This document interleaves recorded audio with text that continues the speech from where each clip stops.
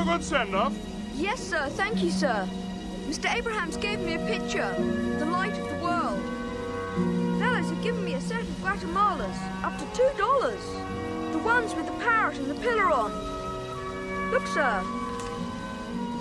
Oh, splendid, splendid. And, what did Mr. Abrahams say to you? Told you were a miserable sinner, I hope? Mr. Abrahams said I'm never to do anything I'd be ashamed to do in front of my mother. He said my next school would be more like the world. Did he? Did he? What's the world like, do you suppose? Don't know, sir. I'm a boy. Do you have any elder brothers, or? No, sir. Only Kitty and Ada. They're my sisters, sir. No uncles? No, sir. There's Dr. Barry. He knew my father before he died. So you don't really know a great many grown-up fellows? No, not really, sir. Mother keeps a coachman, and George for the garden. But of course, you mean gentlemen. Oh, I'm going to talk to you for a few moments as if I were your father. It isn't anything your mother could say. Do you see? Your body is about to experience various changes, physical changes. Now, Mr. Abrahams has explained to you that in the beginning, God created he, man and woman, that the earth should be peopled abundantly. Yes, sir. Sir, what changes? I speak, Paul, of the sacred mystery of sex. The act of procreation between a man and his wife. The procreation, indeed, of all creeping things. You will discover that your membrum virilis, that's Latin for weir. Weir, sir. Means man, sir. Very good, very good. Look, this might be easier if I...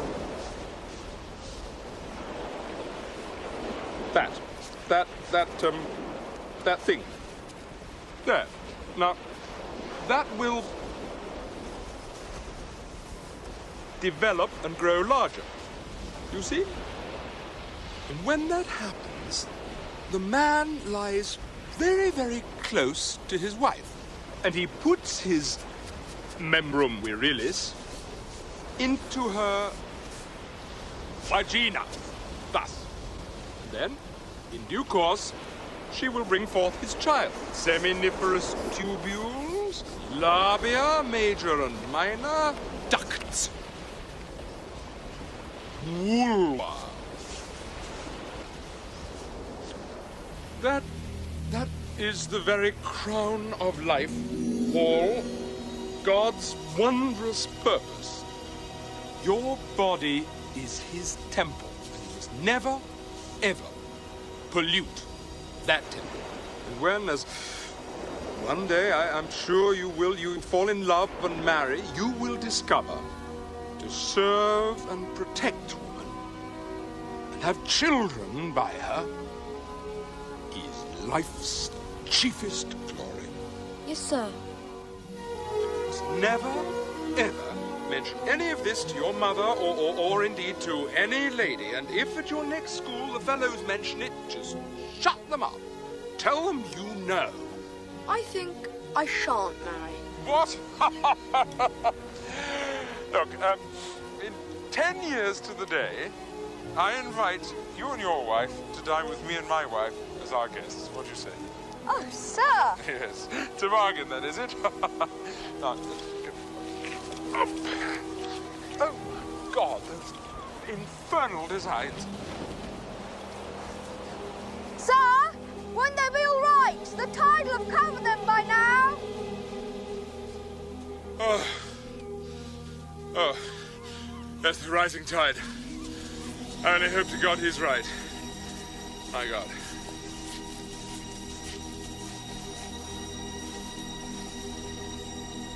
Oh, come, Victoria. Come. Wagner's utter rubbish. Fat women with horns on their heads, singing at the tops of their voices about how happy they are to be dying. It's a horrible noise, and it's unhealthy. But music is about death. It always has been. I think he's trying to provoke us. Go on then, Risley. Enlighten us.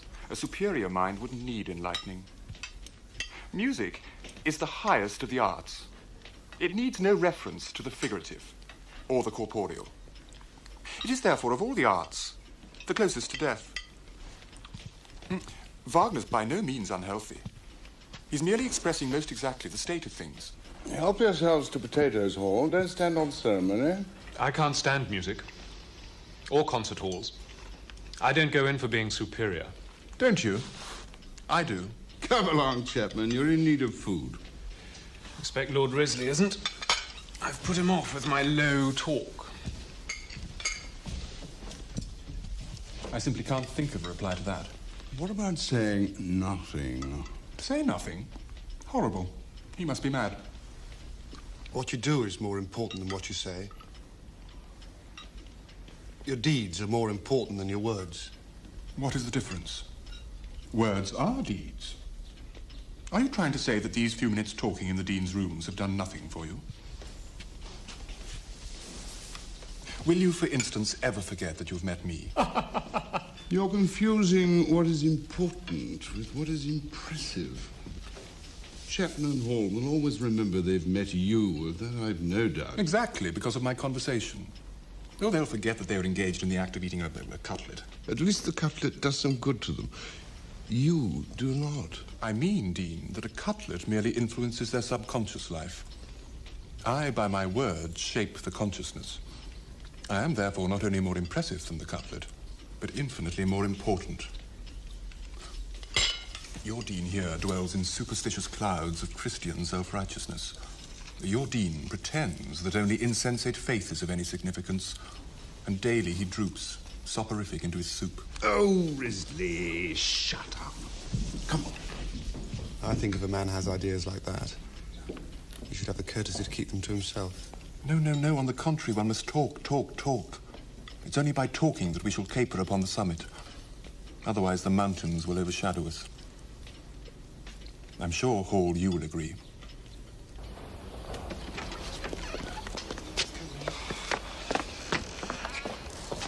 Wait.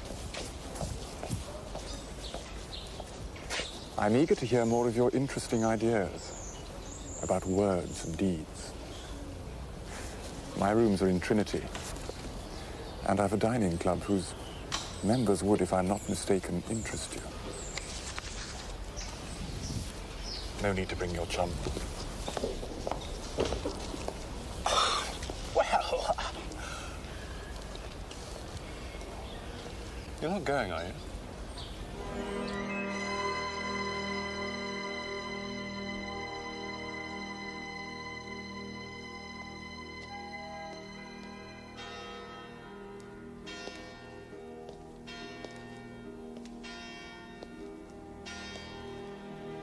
Salutations, Risley. You bargained for more than you've gained.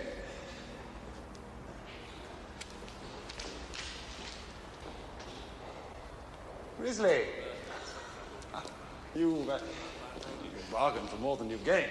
Salutations. Look.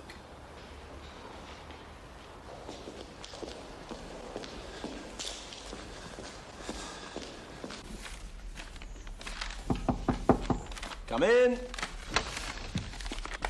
Hello. You're Durham, aren't you? Yes? I was looking for Risley. You don't know where he is. He's debating at the Union. I was just stealing his pathetic symphony. I'm reading a paper on Tchaikovsky, but I cannot find the third movement. If it's here at all, which I don't think it is. Feastonhay's got a pianola. I know. His rooms are directly above mine. Oh, well, I'll come back with you then. You're living in college now? Beginning my second year. I'm third. I have seen you, though. Hall, isn't it? If Risley's not coming, perhaps I'd better get back. I didn't know you knew Risley. He's a dangerous man. Little of him certainly goes a very long way. You like this music? I'm afraid I do, yes. Sweet water from a foul well, as they say. Aye. Good waltz is more my style. Mine too, really.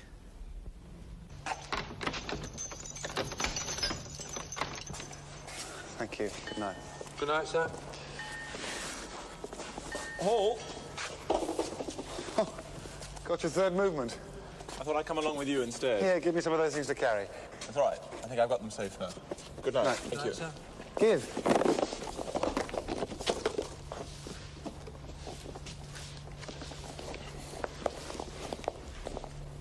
Waterboard.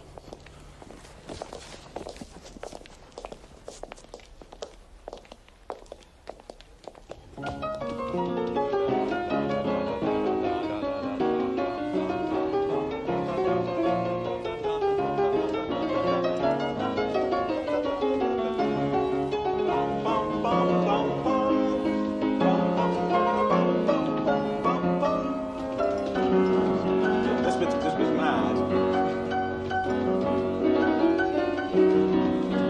Paul, you should be at this end. You should get as far away from the machine as you can.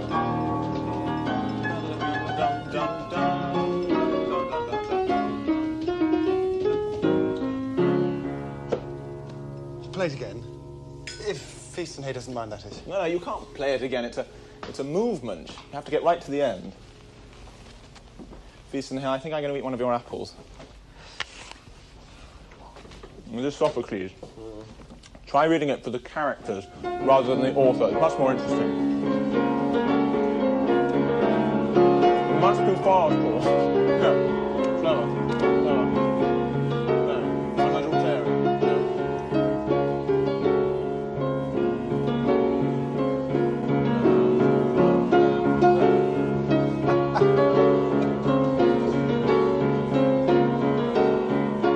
This bit isn't as jolly, really, is it?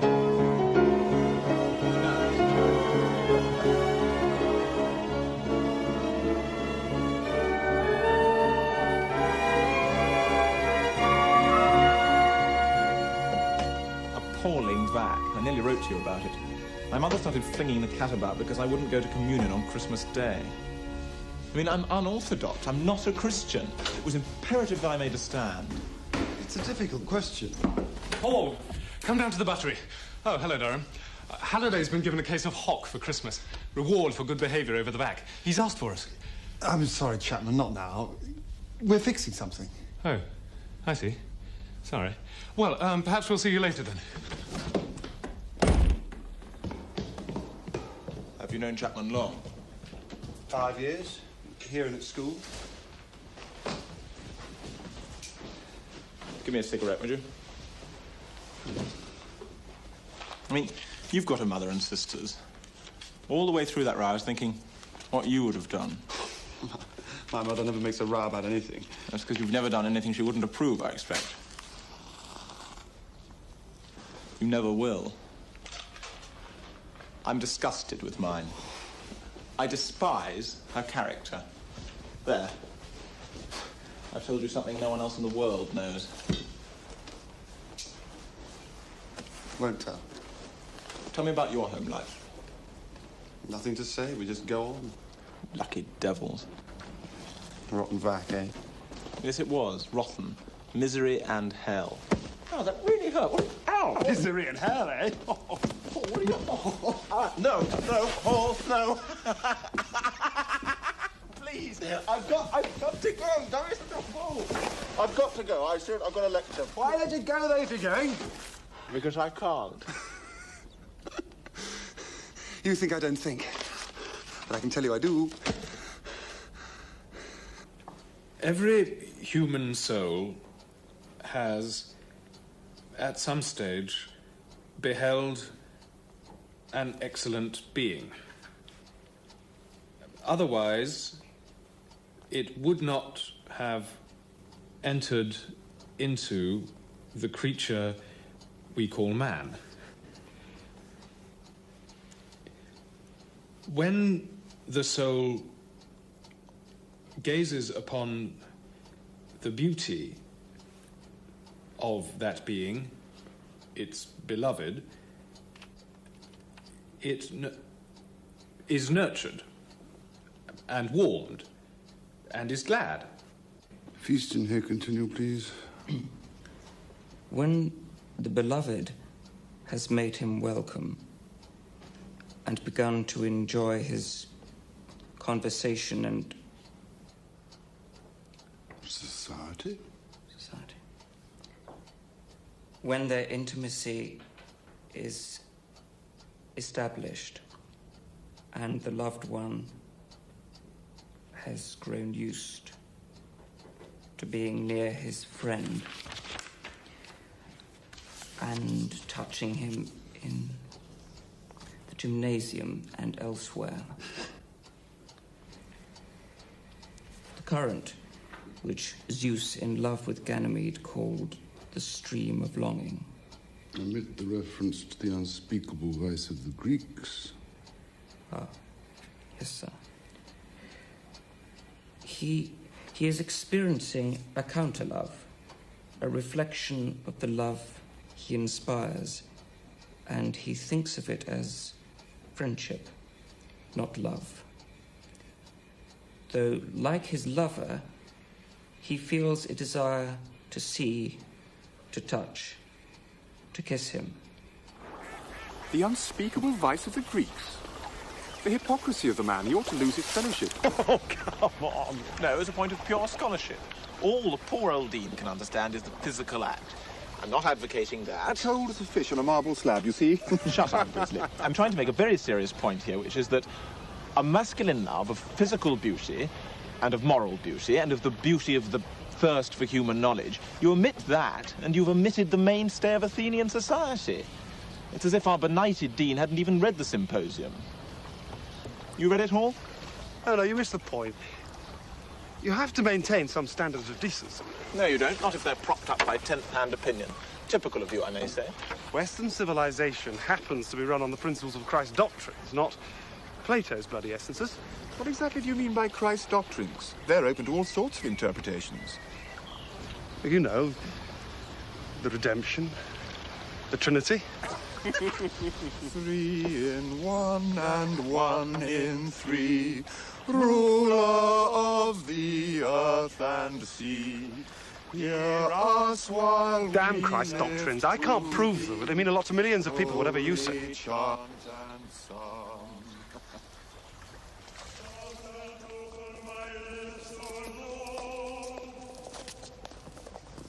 Hall?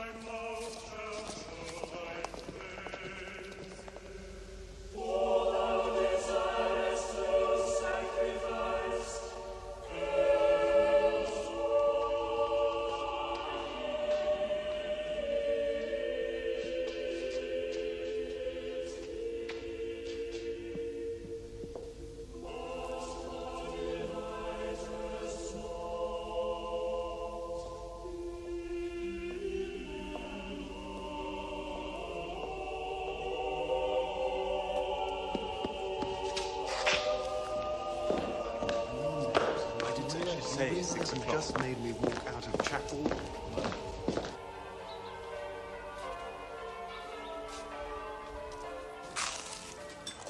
I just don't understand it. Your father always went to church? I can't help it, Mother. I'm made that way. It's no use arguing. Durham. I wonder if that's Alicia Durham's brother. Besides, I'm not my father. Maury. What a thing to say. Well, he isn't. Really, Mother, come on. Kitty, we are talking about things not suited, and you are perfectly wrong besides. Maury is the image of his father. Dr. Barry said so. Dr. Barry doesn't go to church himself. Dr. Barry is a most clever man, and so is Mrs. Barry. Imagine Mrs. Barry being a man.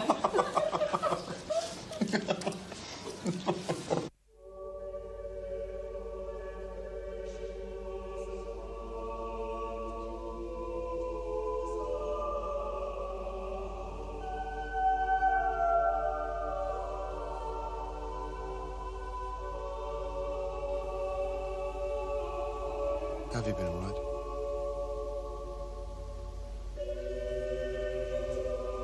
Have you?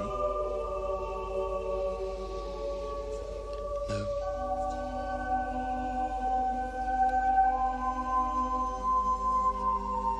You wrote that you were.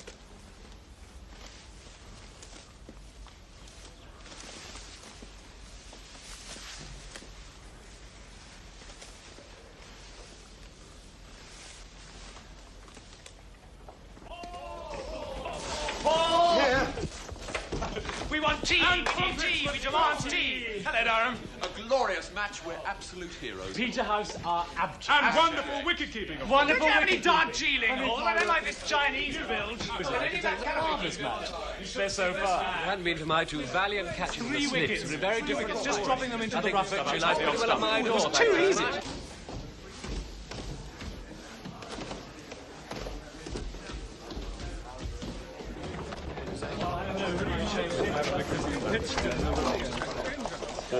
Paul. Durham, where did you get to? I know you read those books in the back. How do you mean? You'll understand then. I don't have to explain. Understand what? That I love you. Don't talk rubbish.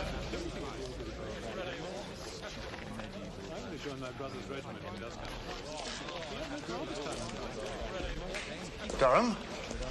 Durham, come back! Come on, old man.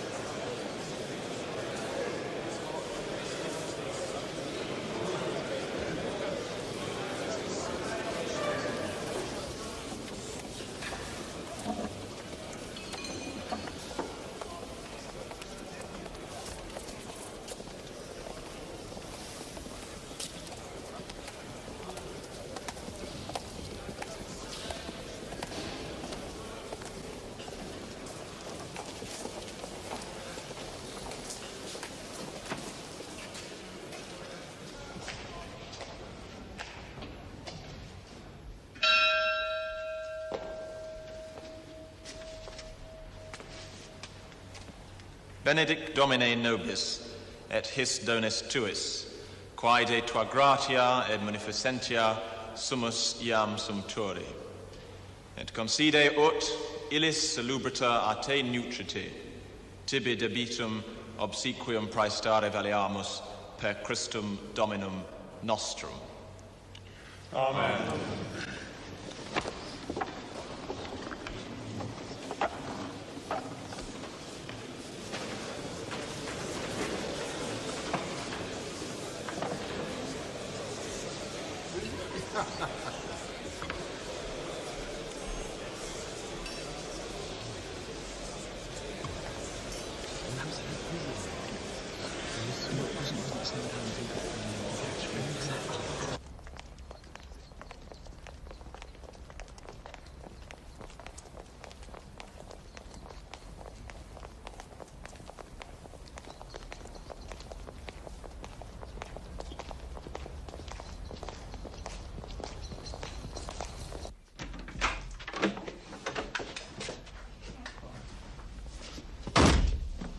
Clive, you're bloody hard.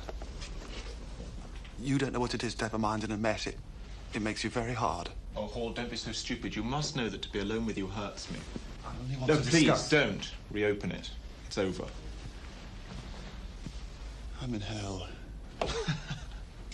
Or get out. It's only disgust. You haven't done anything to be ashamed of. You don't know what hell's really like. I thought it was the worst crime in the calendar. The one subject absolutely beyond the limit. Look, you've been thoroughly decent from first to last. So decent that I mistook your friendliness. I thought it was something else.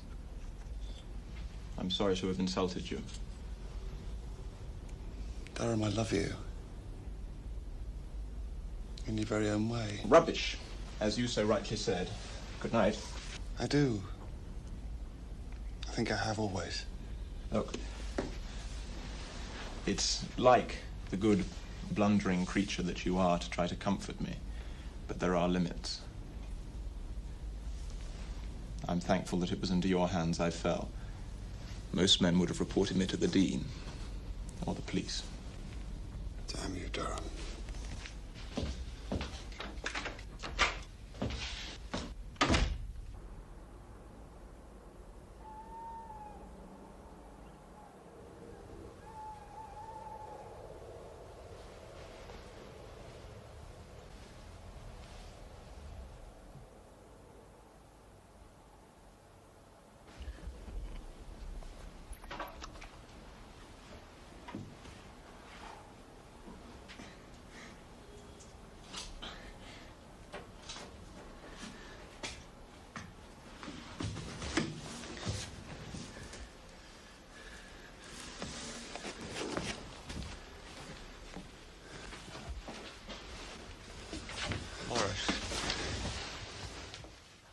love you.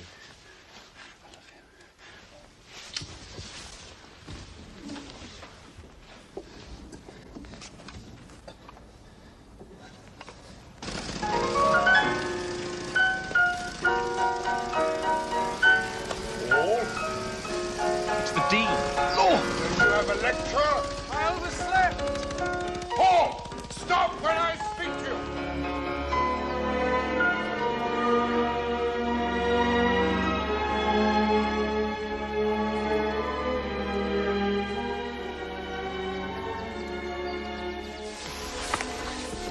Do you realise?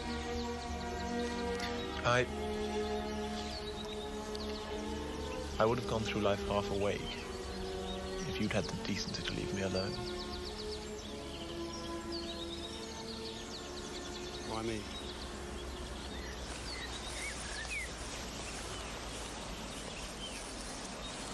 Perhaps we woke up each other.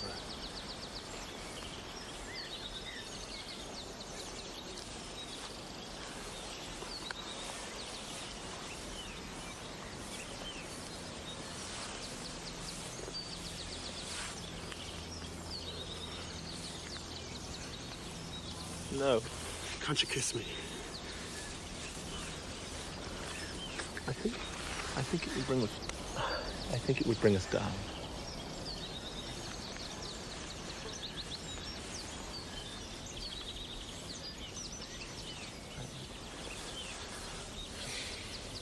I think it would spoil everything. This harmony.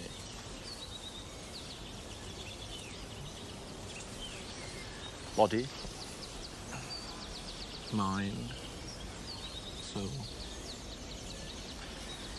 I don't think women have even guessed. You know.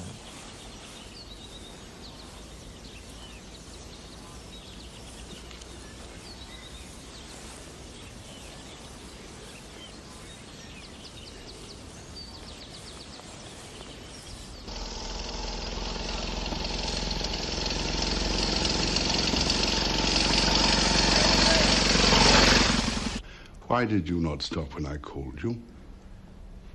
Yesterday you cut chapel, 4 lectures, including my own translation class, and hall. You've done this sort of thing before. It's unnecessary to add impertinence, don't you think?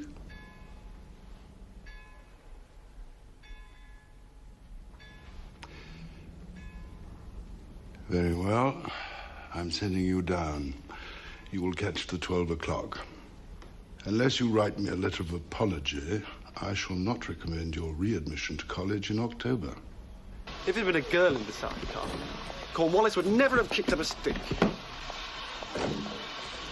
Everyone cuts lectures. I've done nothing wrong. Just going a little bit, please. I refuse to say that I have. What'll you do? Go into the stock market like Father did? I don't need one of their rotten degrees. You will come to Pemberley.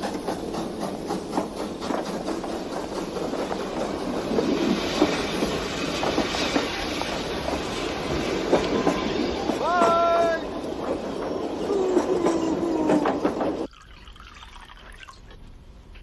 Not quite what you expected, eh?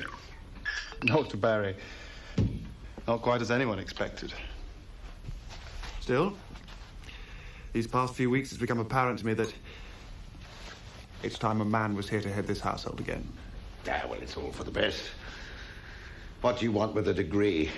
They were never meant for the suburban classes. I mean, you're not going to become a parson or a barrister or a pedagogue when you're not a country gentleman.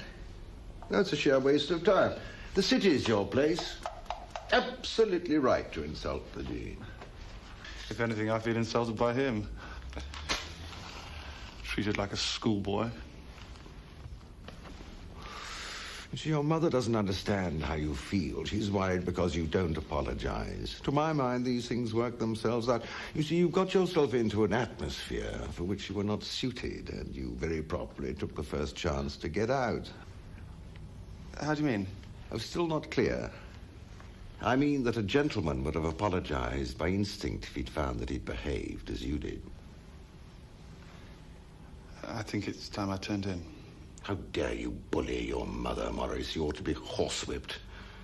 Swaggering about instead of begging her to forgive you. She comes to me with tears in her eyes and asks me to say something. But now, don't answer me, sir. Don't answer me. I want none of your speech. You're a disgrace to chivalry. I'm disappointed and disgusted with you.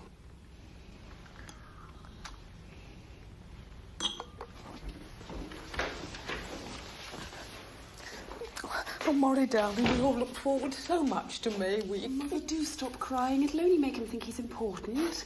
He'll write to the Dean as soon as no one wants him to. Kitty, I won't. I don't see why you shouldn't. Little girls don't see a great deal. I see a great deal more than some little boys who think they're little men.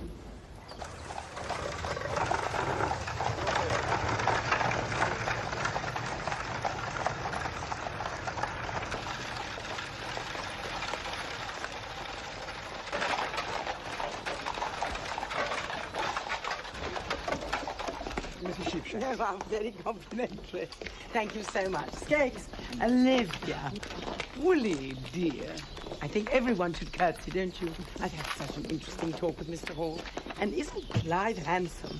Mother, this is Maurice Hall. Welcome to Pendersley, Mr. Hall. How do you do? Woolly? Yes, well, so lovely. How are you? Those, come on. Oh, by the way, if my mother or my sister ask you to do this or that tomorrow, don't worry. Say yes if you want, but you're actually going to ride with me and they know it. It's just their ritual. But I haven't brought any riding breeches. Ah, well, I can't associate with you in that case. Deep breath.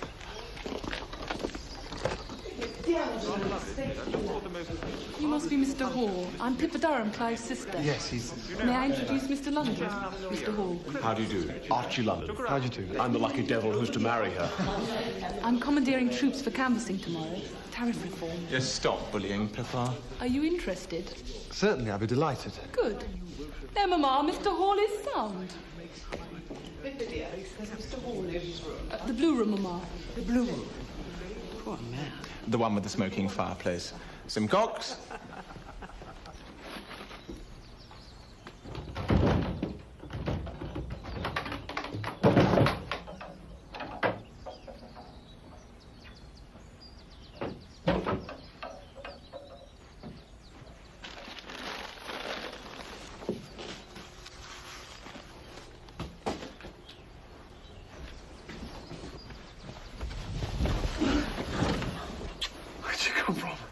The old schoolroom, our study. That's why you've been put to stay in this dog's misery.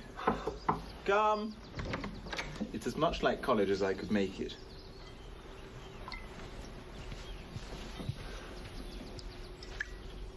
Look at the view, though. There. You may shoot rabbits from this window. Oh, it's jolly for me coming here. Well, this place will never seem the same again. I shall love it at last. Would there be anything else, sir? No, thank you, Millie. No, that's all. We're up the staircase by ourselves. We need never be in any other part of the house. Apart from meals, that is. I'll leave you to unpack. See you down there.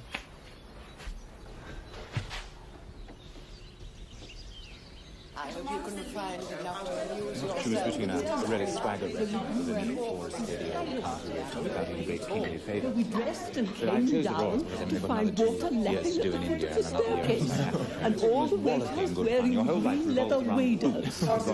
Dress Yes, it was. And you watched it. Do you believe it? And do you travel a lot? You do travel a lot? Yes, I remember the elf. Oh, yes, that's right. This house is his. Did he tell you? No, he didn't. Oh, it is. Under my late husband's will. I must move to the Dower House as soon as he marries. A 4th year at Cambridge would little profit a yokel like Clive. He must take his place here, in the countryside. There's the game to consider. There are the tenants. There'll be his duties as a magistrate. And unless there's a war, there's his political future. He ought to spend a year traveling instead. He must see America, and if possible, the colonies. He speaks of travelling. He wants me to go with him. I trust you will. But not Greece, Mr. Hall. That is travelling for pleasure. Dissuade him from Greece. I'd prefer America myself. Naturally, anyone sensible would. Pippa says he writes verse. Have you seen any? Mr. Hall, is there someone? Some Newnham girl? Pippa declares there is. Pippa had better ask then. Did I hear my name, Mr. Hall?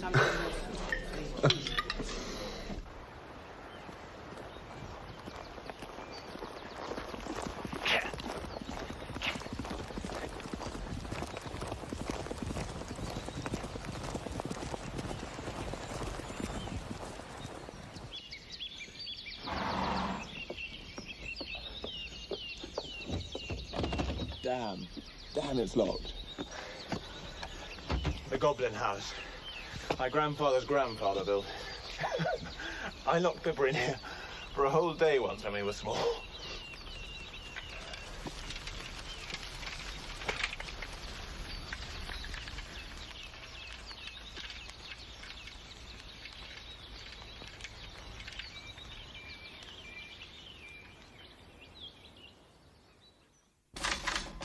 Ashby's ordinaries are up an 8. 3 7/8, 4 3/8. What's Barclay Perkins doing? Debit 1, 87.90. Gas stage to recovery. What about Alliance and Dublin? Alliance and Dublin. Consumers' orders. And that'll do. Up to 78.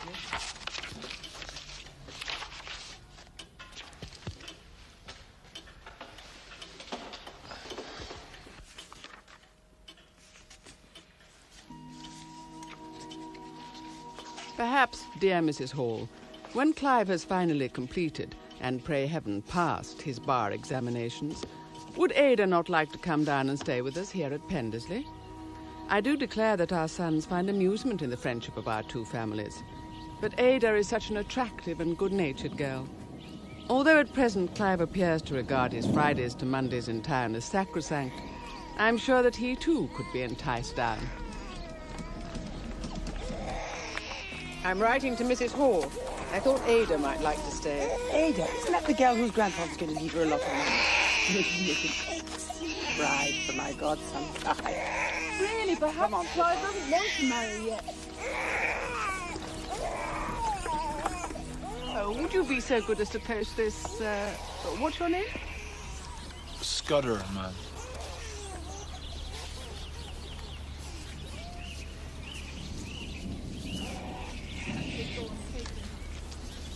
We are all very snug in our little house, Mrs. Durham, now that Maurice is living at home after so long away. Each day he eats a vast breakfast and then catches the 8:36. He returns at 4:59 and lays down the law. He has developed, under your son's influence, into far more of a personage than we had expected. One hardly begrudges him the time he spends as Clive's guest in London. Is Clive not fortunate to have a London house now as well as beautiful Pendersley Park? I do confess that I'm looking forward to meeting their amusing London set, pictures of some of whom we see in the illustrated newspapers here at dull Afriston Gardens. But I concentrated All on rather the frisky, tips of I his thought, for moustache. Do you think I might have one of your cigarettes? Do you not think that Maurice's moustache will be the making of him? No, it's revolting. Thank you, Clive.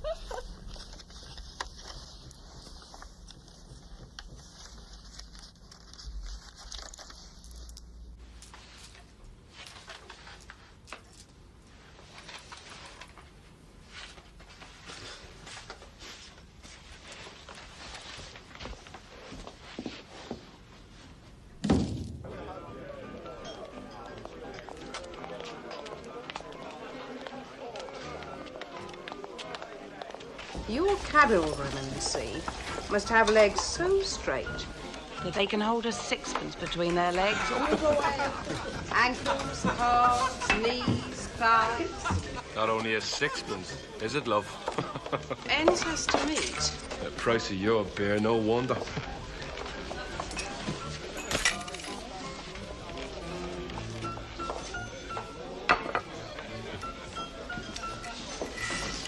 never do it. That man is due.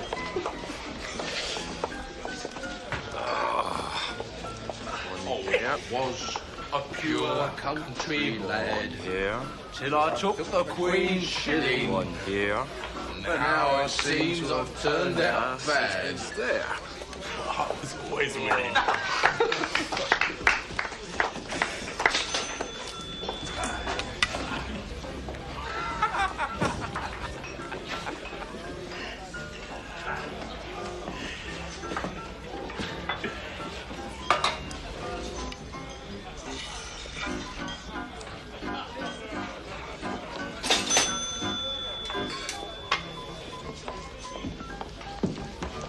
Wank.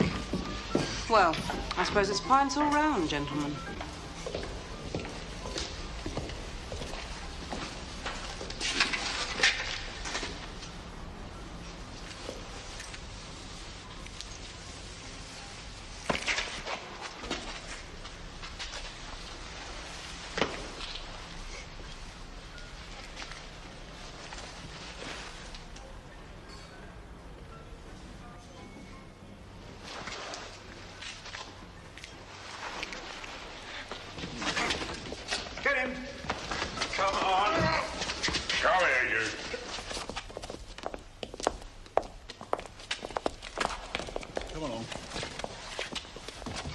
Give me my hat.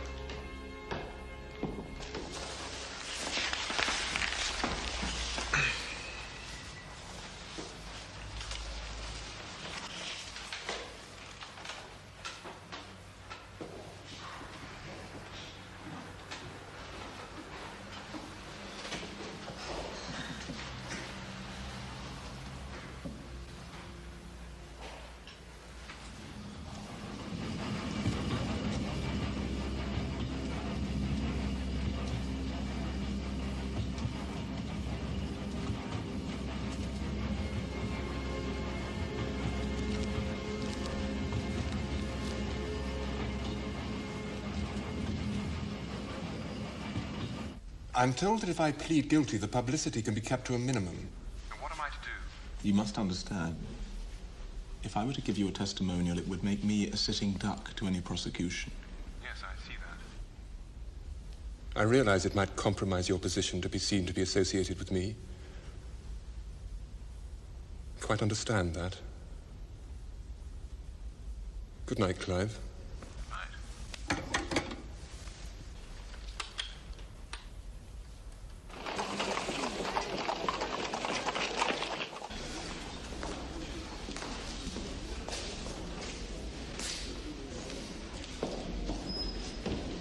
Maurice.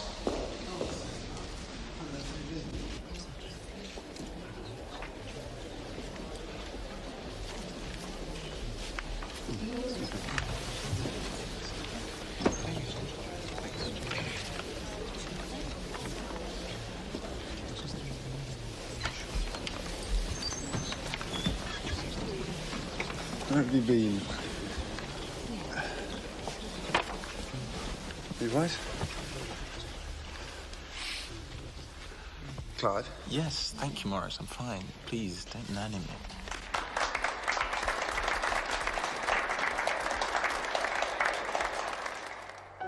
The defendant is a man of breeding who, rather than setting an example, has regrettably attempted the corruption of his social inferior.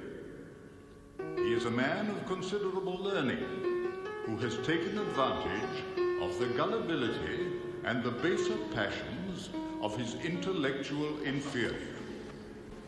Lord Risley, your guilt has been unquestionably proven before this court.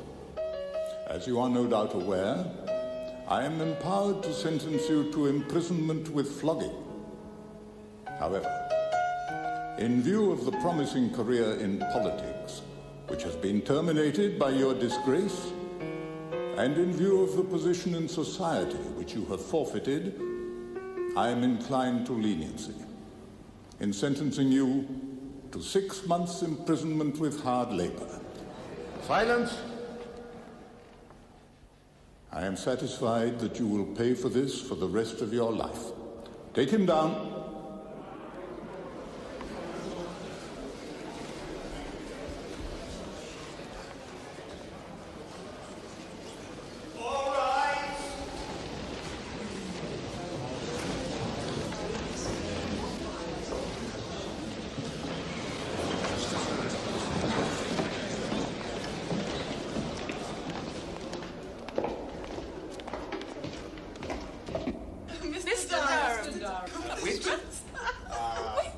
Poet. Breeding. Breeding. And now, legal legislator. Clive Durham, barrister at arms. Clive Durham, our honoured friend. Barrister at law. Clive Durham. Mr. Durham. Sorry, to the most marvellous evening. Come on, Clive, on your feet. Reply, reply. To the Durhams of Pendersley Park. Oh, I say, I'm going to think. Maury, quickly. Clive. Get a pillow. Kitty, a pillow. Ada, brandy. Mother. What is it? Fan him. Oh, Maury, what is it? Oh, fan him.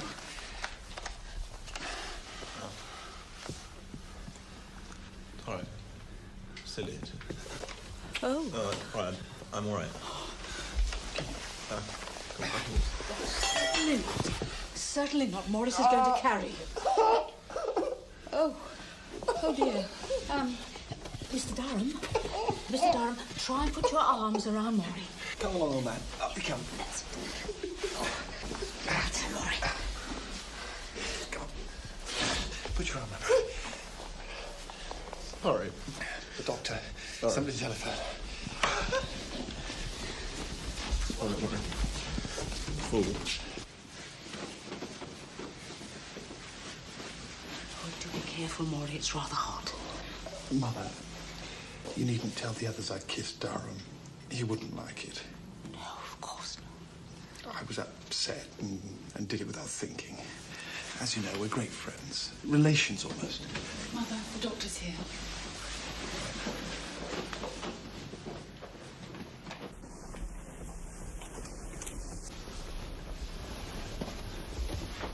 Where should I put the hot water?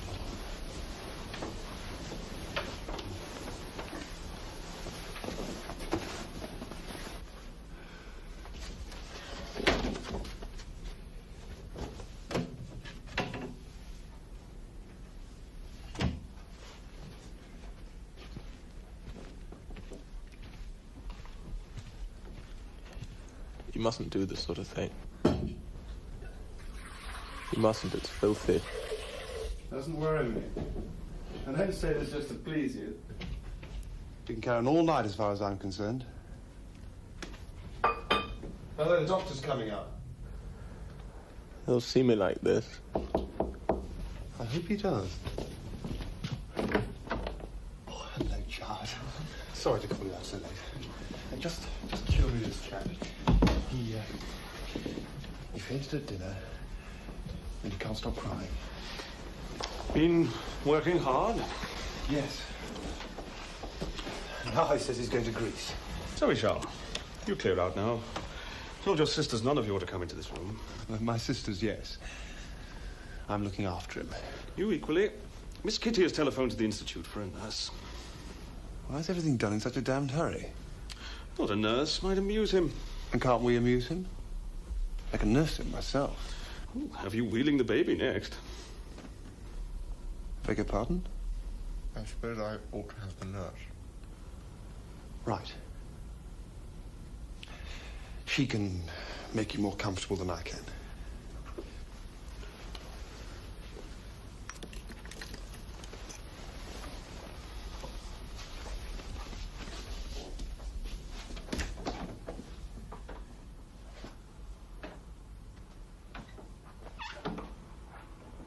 stupendously today. Yes.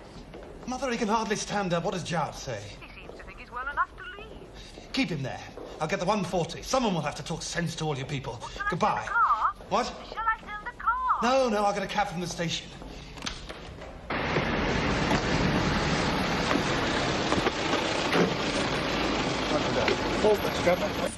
Thank you.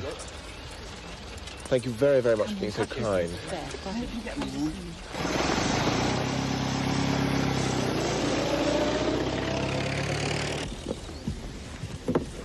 We've enjoyed having you here. Haven't we, Mother? What are you playing at, Clive? You're far too old to travel. Thank you so much. Clive will be the I can't go on being such a bore to your family, Maurice.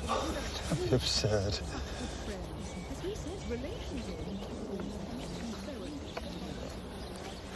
Mother, get in.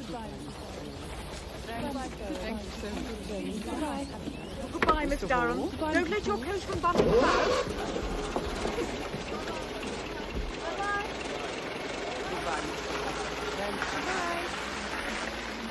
Goodbye, and don't forget to go to the station. And full reserves, remember.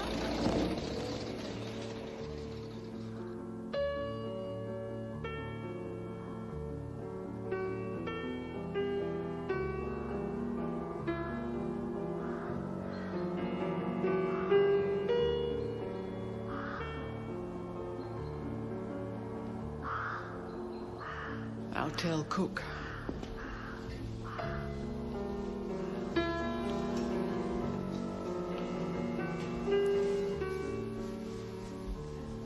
Terrible affair about Viscount Risley, sir. And him a parliamentary private secretary, too.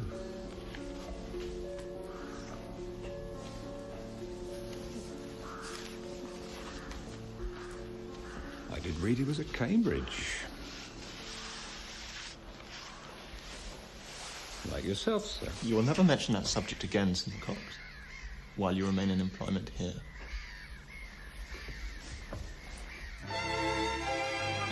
I've become a barrister, so that I may enter public life. But why should I enter public life? Who wants me? Your mother says the country does. Well, I've talked to more people than my mother, and I tell you, no one wants us. Or anything, really, except a comfortable home. But to give people a comfortable home is what public life is for. Is, or ought to be. Well, it's all the same. Or isn't ought or not the same? Quite right, Mrs. Hall. You sound as if you have no use whatsoever for Greece, Mr. Hall. It sounds out of repair. A heap of old stones. Only paint on. We shall know what it is if you fall over this time, Mr. Durham. Your health, and the health of all the ladies. Maurice, come. The ladies. Ladies. Ladies.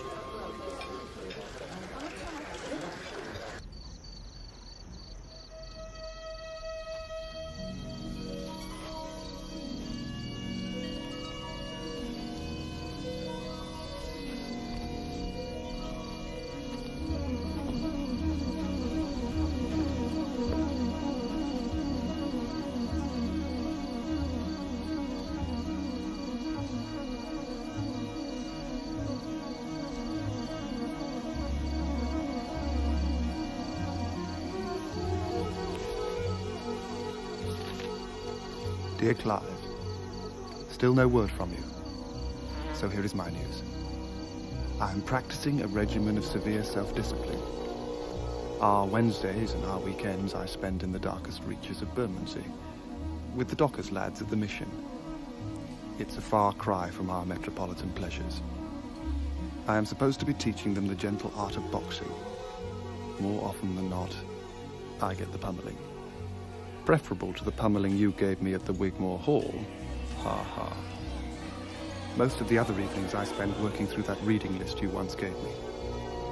Clive, I'm so worried at not hearing from you. I get no sleep worrying, for fear that you've fallen ill again. I've looked out your connections and would expect you back by Tuesday week. Wire if you can on reaching Dover. I don't have to tell you how much I miss you. Mr. Durham! Oh, Maurice is away tonight on business. Oh no, where's he gone? Don't ask me. We know even less about him than when you were last here, if you think that's possible. He keeps everything so secret. Mother, Ada, Mr. Durham is back from Greece. What was Greece like? Rather disappointing, I'm afraid. It's not exactly what I'd expected it would be. Why did you let us know? There'll be nothing but pie. We would have given you a real English dinner. Don't worry, I can't stay to dinner anywhere. Oh, no, Mr. Durham, you must stop the night. We've missed you. Haven't we, Ada? Kitty. Maurice told us you'd be back last week. He was so disappointed. We can practice on you. We've joined an ambulance class. We need a victim to bandage up. It was Dr. Barry's idea. He says there's going to be a war soon. You sound just like Maurice. Your voices are wonderfully alike. It's because I have a cold. No, you are alike. You do have the same voice and nose. And by that, of course, I mean the mouth, too. And also his good spirits and good health. Kitty, on the other hand, has his brains. Ow, that really hurts. Ow, ow. Yeah, but it's my hair. That's very good, Kitty. Thank you. These are excellent. I feel so much better. If you knew what it was to be in England. Is Greece not nice? Horrible. Maurice said you'd like Greece. Maurice doesn't know. I'm happy you're back. Maurice is home. Kai? Oh, come out of all that, Clive. Why did you let them? I say, he looks well. You look well. Come and have a drink. I'll unpick you. No, girls, not you.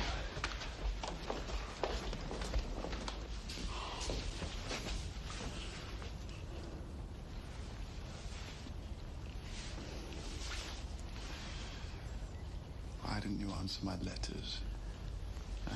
Don't you love me anymore? All that must be tomorrow. Quite so. Have a drink. Maurice, I don't want a row. I do. I want a row, and I'll have it. Why didn't you write? What secrets are you keeping from me? I was trying to work things out, and I couldn't explain in a letter. One oughtn't to have secrets, or they get worse.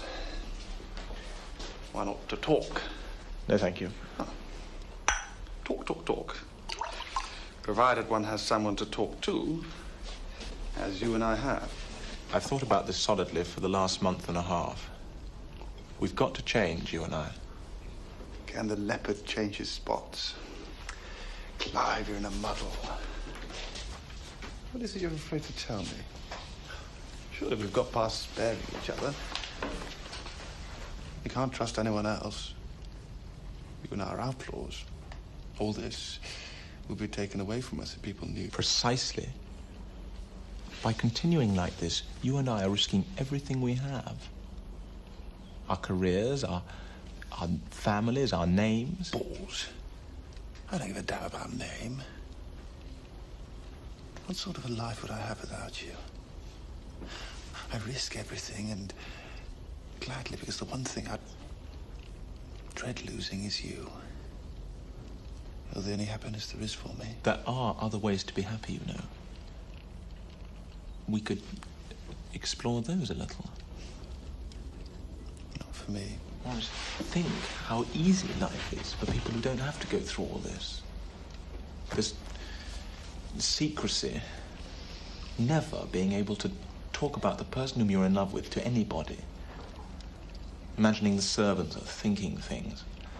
Always being asked when you're going to get married and having every bloody girl paraded in front of you because your family's so desperate. You want to get married? Is that it? You're in love with some girl. Who is it? No one. But don't you think it would be wonderful if there were someone who I could care about in the same way that I do about you? We love each other. And know it. For God's sake, Maurice, hold your tongue for a moment. If I were in love with anyone now, then it would be with some nice girl. Like Ada. Ada? I take her at random as an example. You scarcely know Ada. Don't be so stupid. Try to understand. We must change. I like you enormously. more than any man I've ever met. Did you say something to Ada just before I came in? Didn't you hear my car come up?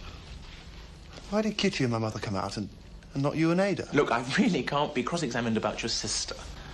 Why not? You must shut up and concentrate, Maurice. Ada? What for?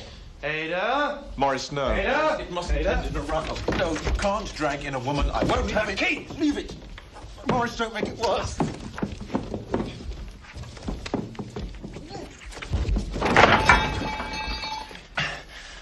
I didn't mean to. Did I hurt you? I'm all right. What an ending. What an ending. Maurice? What's going to happen to me? I'm done for. Maurice? Clive? Ada. What's the matter? Nothing, it's fine. What's happened to your lip? It's perfectly all right.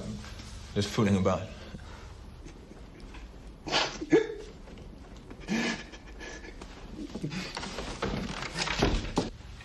Maurice?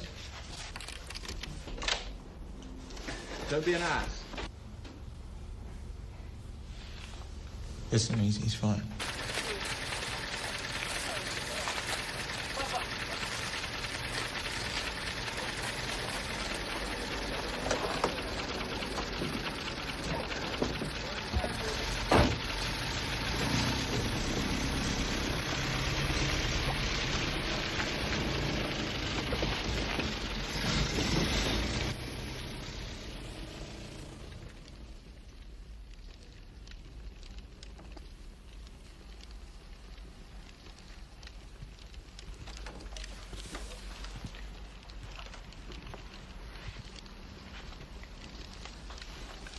What's the matter with you? Nothing. Yes, there is. I can see it. You can't take me in. No, really, Maurice, it's nothing. Why? What did he say? Nothing. Who said nothing? Clive. He said nothing. Clive, is it? What is Mr. Durham to you? Answer.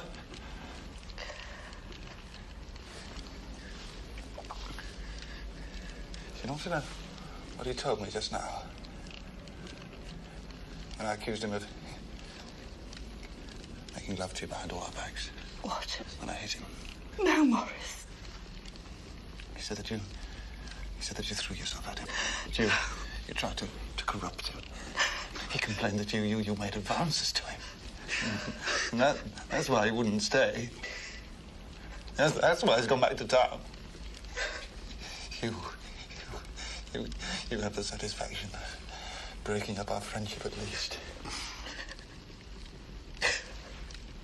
You've always been unkind to us. Always.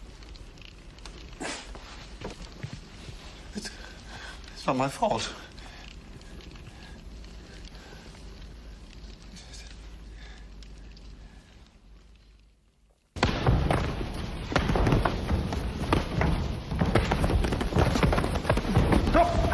Remember, step back.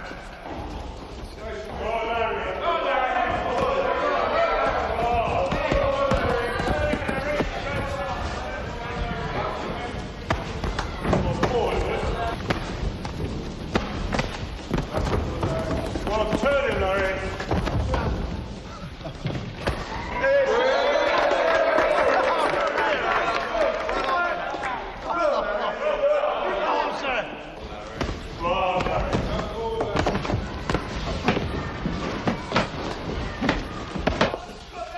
It's good officer.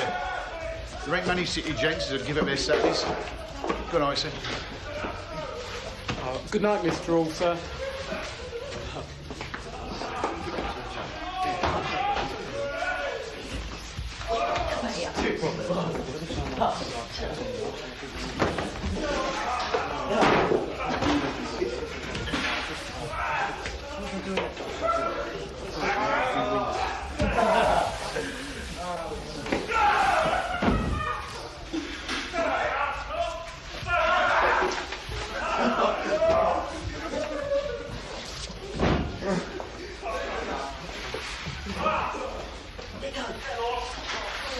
Children?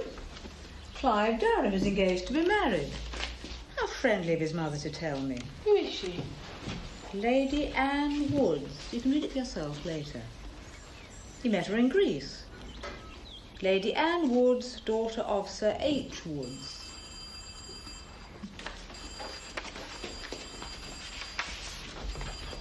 Oh, Mother, you got it wrong.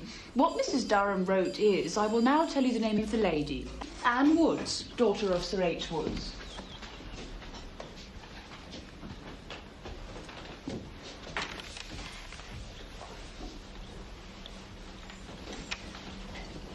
Do you know her, Maurice? Oh, yes. Mr. Chapman, Miss Hall. Thank you.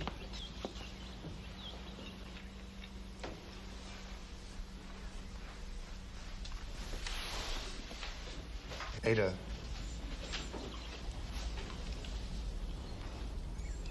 Ada, I behaved badly to you after Clive's last visit. He never said those things I let you think he said. He never blamed you.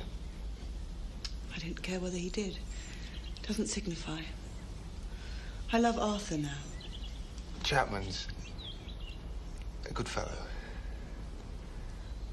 For two people in love, to marry strikes me as very jolly. I wish you happiness.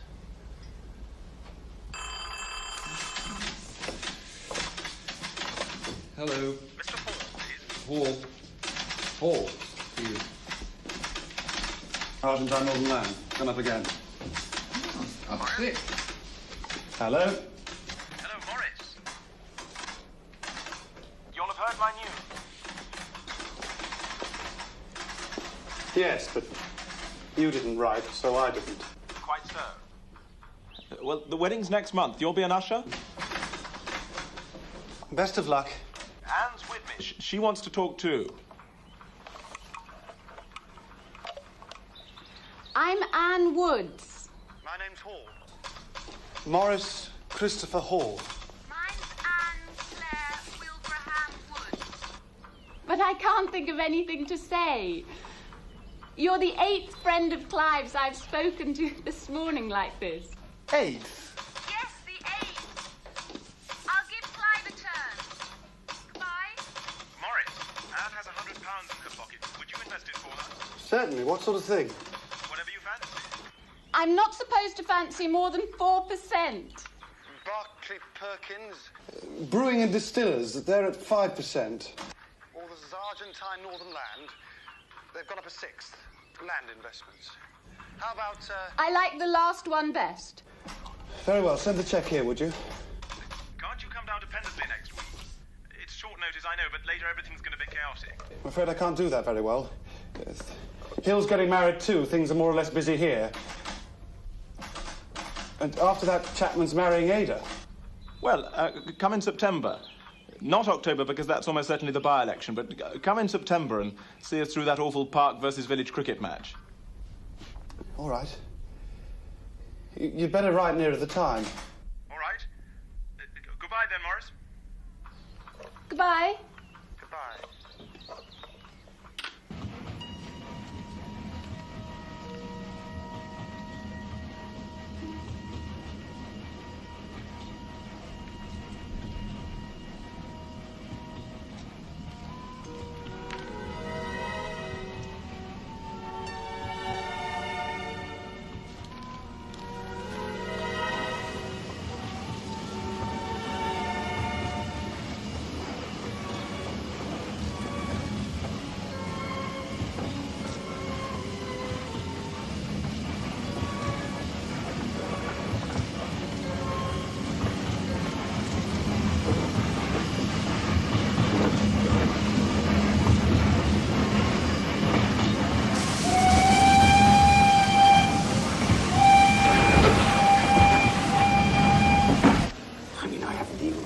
consulting room. It's an illness to awfully into it for Jart. You're the only doctor alive I dare tell. Secret trouble, eh? Right. Well, excuse me, my dear. Won't be a moment. Come along, then.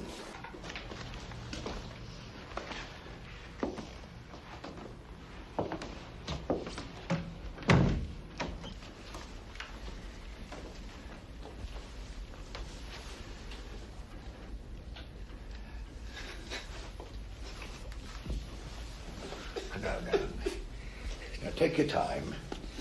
And remember, of course, that this is professional. Nothing you say will ever reach your mother's ears.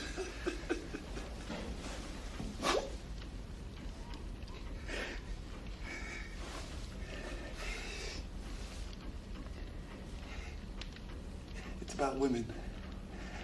Well, we'll soon fix that up. Fix me, for God's sake. I'm done for. Oh, don't be afraid of me. Now, when did you catch the beastly thing?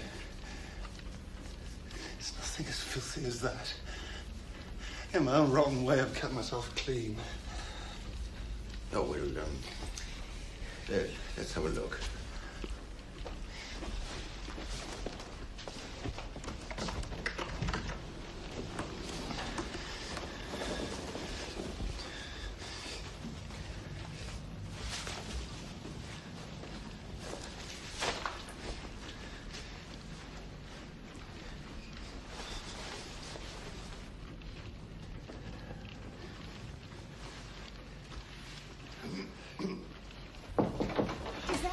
Dr. Berry? It's all right, Etty. I'm in here.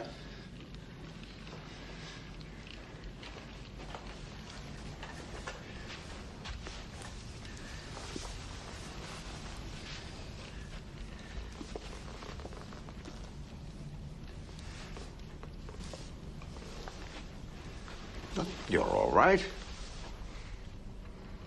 What do you mean, sir, all right? Well, what I say. You're a clean man. Nothing wrong with you down there. You could marry tomorrow if you like. If you'll take an old man's advice, you will. To cover up now, it's so drafty. What put all this into your head? You've never guessed. I'm like Claude Risley. I'm an unspeakable. The Oscar Wilde sort. Rubbish. Rubbish. Dr. Barry, I can't have explained. Now listen to me, Maurice. Never let that evil hallucination, that temptation from the devil occur to you again. I mean, who put that lie into your head? You, whom I see and know to be a decent fellow.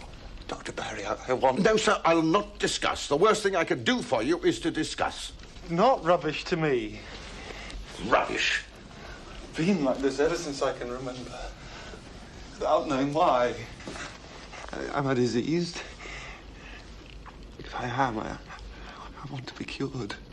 Find yourself a pretty young woman. She'll soon cure you. It's unspeakable. Come, dress yourself. Oh, yes, sorry. Etty, whiskey.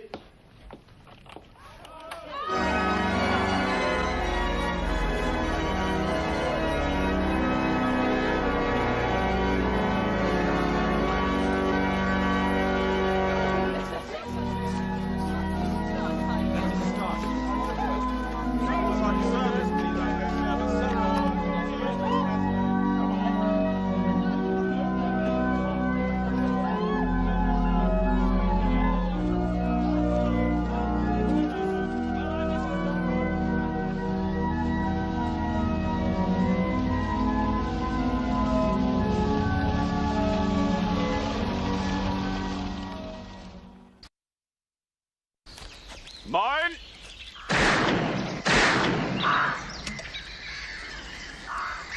Sir.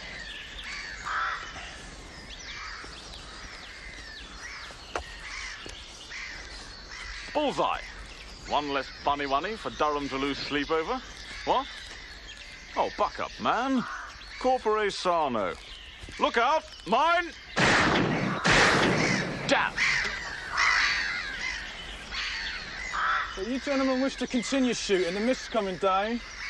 I suppose he thinks it's our fault. Very well, Scudder. We may as well pack it in. You'll bring the game book up to the house. Oh, cheer up, old man. What has got into you? Would you believe? It's my birthday. Good Lord, is it really? I say, old man, many happy returns. Durham never mentioned it at all. Durham's far too busy canvassing. Go on. Let's toast it in Chisky. That's more like it.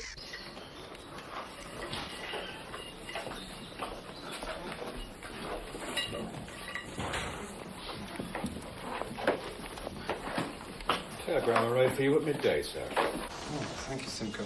Daisy, Durham did remember your birthday. Shall we have that drink? 2 large Chiskies, Simcoe. Very good, sir.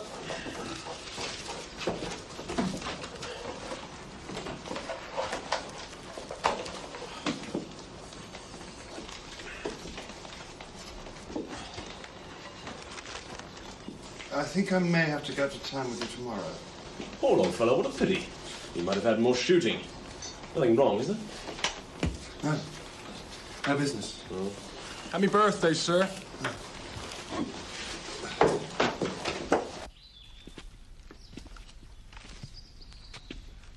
Hello.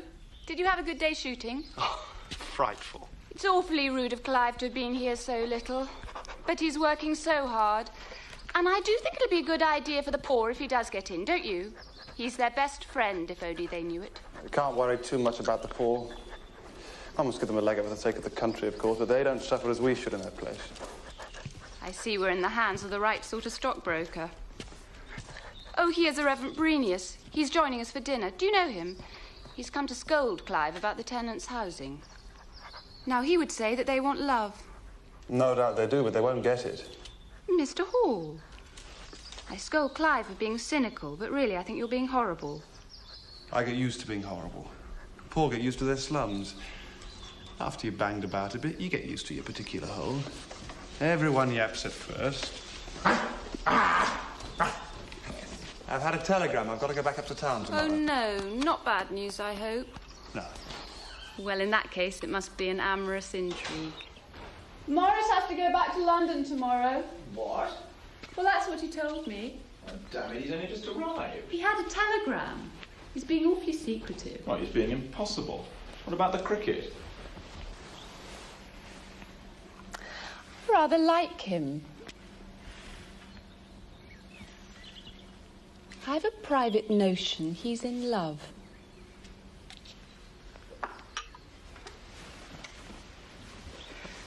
I think he has a little girl up in London.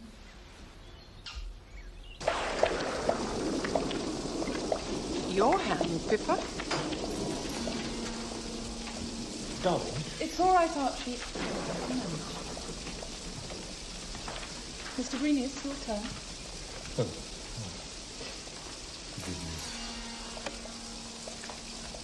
The family ghost again. There's the sweetest little hole in the ceiling. Clive, can't we leave it? Well, we shall have to, but let's move the pianoforte there because I don't think it's going to stand much more. How about a saucer? Clive, how about a saucer? Once the rain came through the ceiling of the club. I rang the bell and the servant brought a saucer. Yes, I ring the bell and the servant brings me nothing. I knew this beastly present would come in useful. Poor Candace.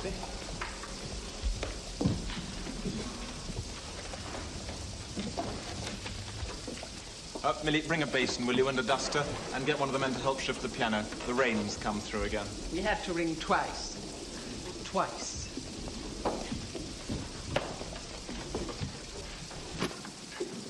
It's got quite under the sounding board, I'm afraid. Can't make it sound any worse than it already does. I place this lamp here? Ah, Scudder. Shift the piano, would you, and take up the carpet? Tomorrow you'd better go up and attack that roof again. Well, there we are, everybody. Perhaps we'd better turn in, leave them to it. Before we get carried away on the flood tide. Pippa, tell Simcox to bring up my nightcap, will you? The cellar will be awash by now. Why is my house falling down? Anne? Maurice, you coming up? The saucer would have done the job. How very kind of you.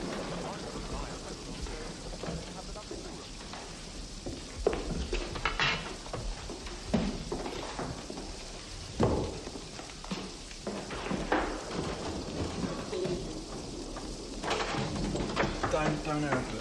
A bit more. A bit more down.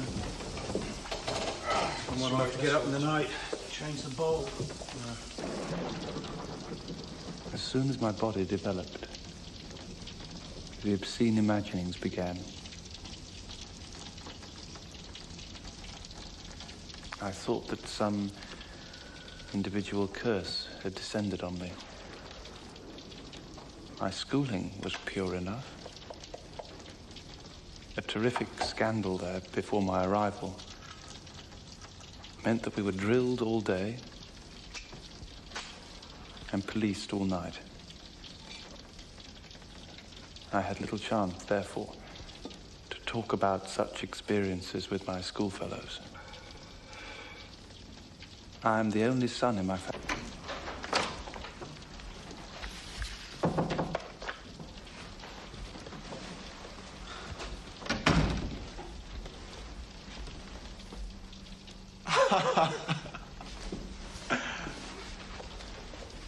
Oh, Maurice, I am glad.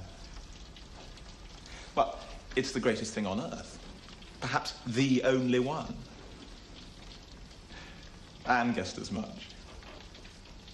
Aren't women extraordinary? Oh, Maurice, it's what I've always wished for you. I know you have. You don't mind if I tell her?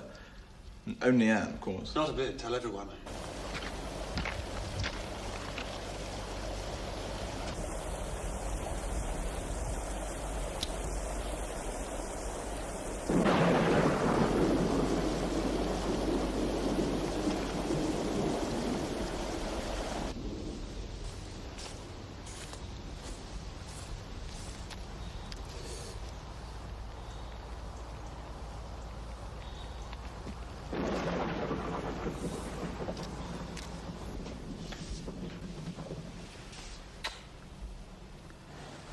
You don't mind? I just wanted to show that I hadn't forgotten the past. But I agree. Let's not mention it again. All right. Aren't you glad it's all ended properly? How properly? Well, instead of that muddle last year. With you.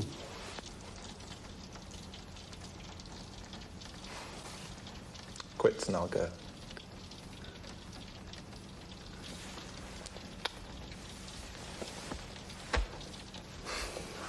Come back here as soon as you can, won't you?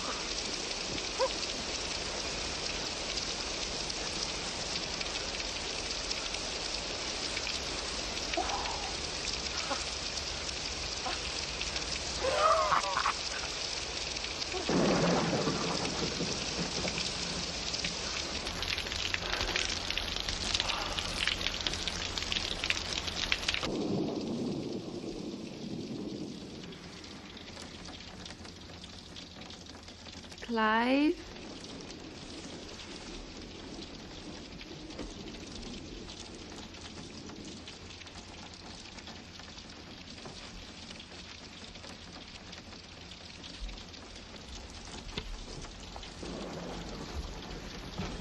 I've been talking to Maurice.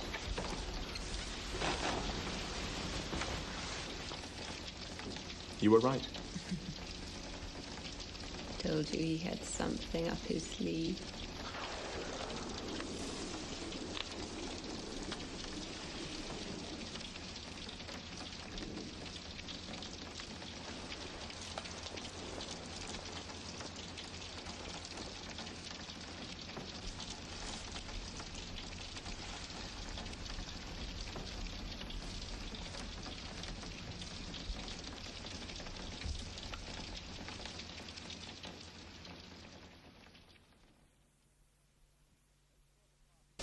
Make sure the tarpaulin covers the cover. Now pull it down. I think he's after a tip. Trying to boil his head. I offered him 5 shillings and he wouldn't take it, damn cheek. Best of luck. I'm so glad you're not really horrible. Are you? Goodbye, dear Maurice. Goodbye. You gave him more, I suppose. 5 shillings not good enough. You'll only take gold.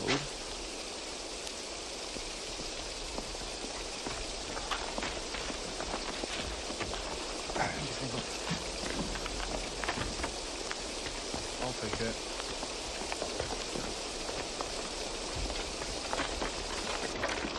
Clive! You're coming back very soon. Good luck. Thanks, old man.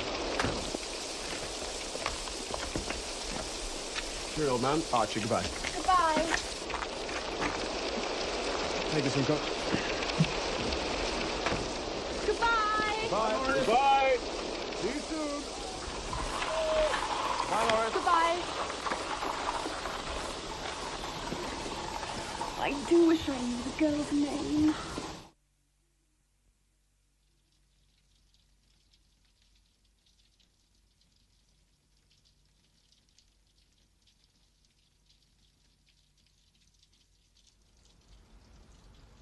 You're not quite off yet, I think.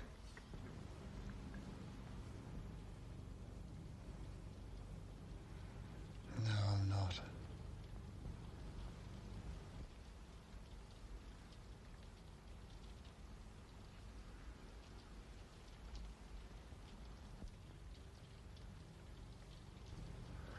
I'm nearer off now.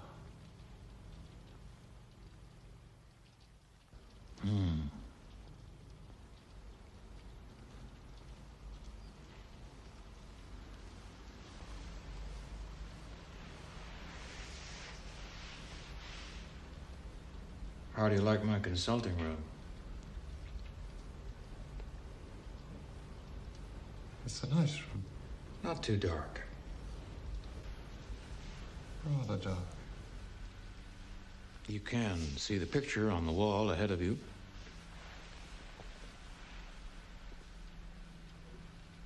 Come nearer, Mr. Hall.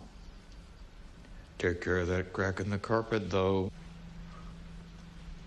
How broad is the crack? You can jump it.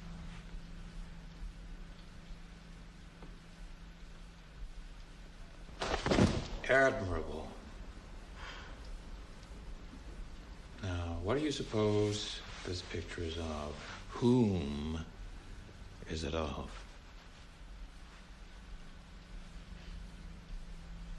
It is Miss Edna May. I want to go home to my mother.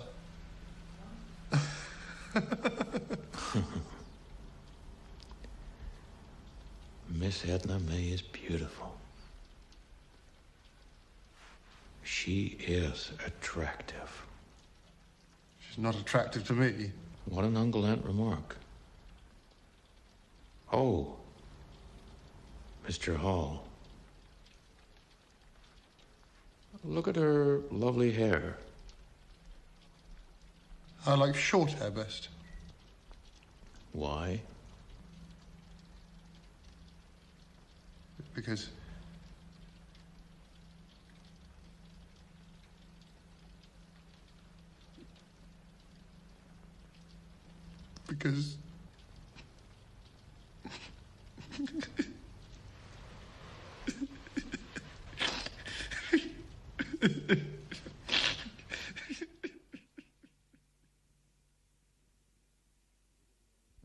Did it get anywhere near?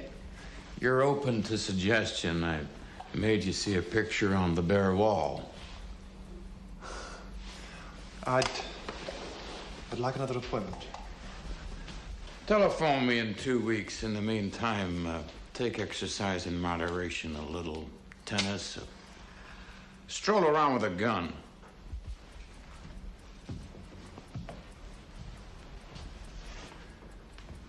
Go back to the country.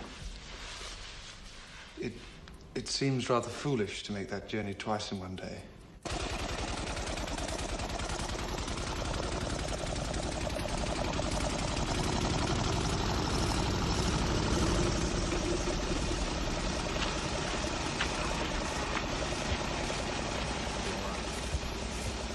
hail fellow. Good Lord, you didn't rush back. What a shame. We're just off electioneering overnight. I'm sorry. I had no idea. But I understood distinctly from you that all your servants had been confirmed. I thought so. I did think so, Mr. Borenius. The trouble is, Mrs. Durham, that even if the bishop can be prevailed upon, I have not time to prepare him before he sails. Mr. Hall. Simcox informed us that you'd returned. You're in time for dinner. Did you have a successful trip? That remains to be seen. Dinner jacket's enough tonight. I'm afraid we're only 3.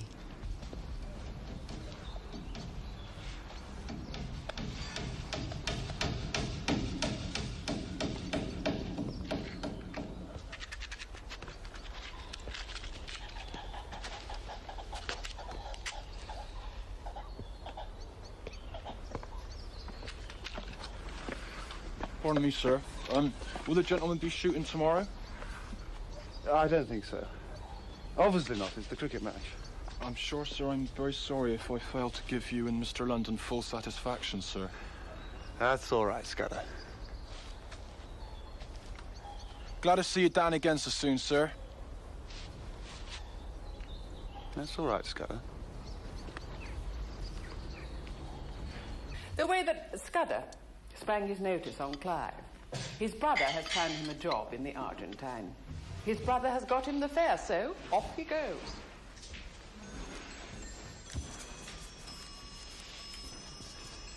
Excuse me, sir. The underkeeper wonders whether you have orders. I saw him before dinner, Simcox. Nothing, thanks. Tomorrow's the match. I did tell him. He wonders whether the gentleman wished to bathe between innings, sir. He's just bailed out the boat. If that's Scudder, will you tell him I'll come and speak to him directly? Very good, sir.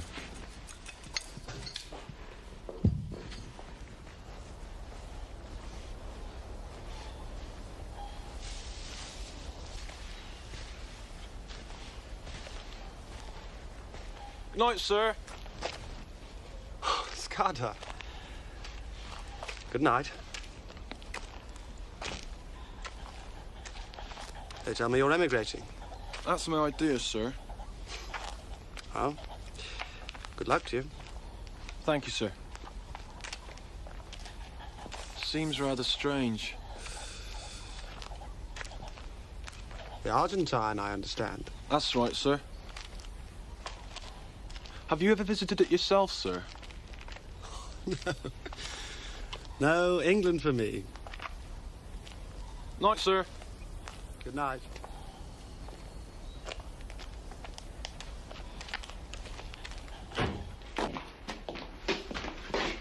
I'm off then. Easy start tomorrow. Only Mr. Hall's pleasure to wait upon. Mr. Hall's a gentleman.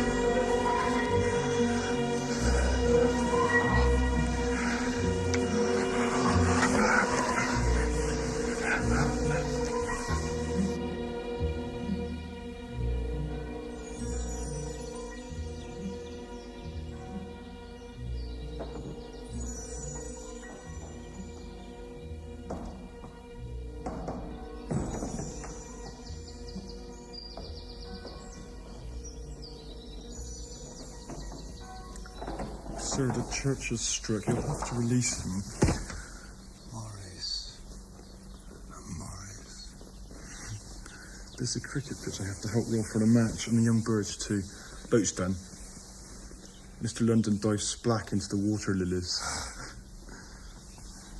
They told me that all young gentlemen learn to dive, but I never learnt to. It seems more natural, like not to let your head get under the water. I call it drowning before your day. I was taught I'd be ill if I didn't get my air wet. Well, you was taught it wasn't the case.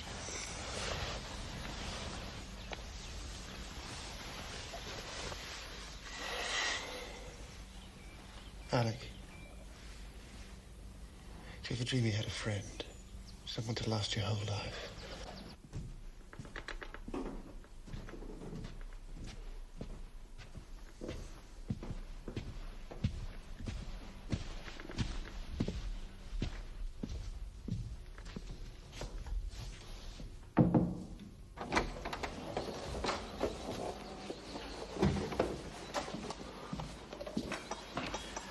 Nice day, sir. Nice day for the match. Hmm?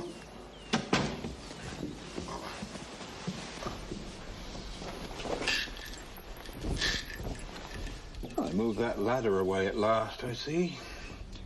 About time. Now, sir. What will you wear, I wonder? You put your cricketing flannels on straight away? All right.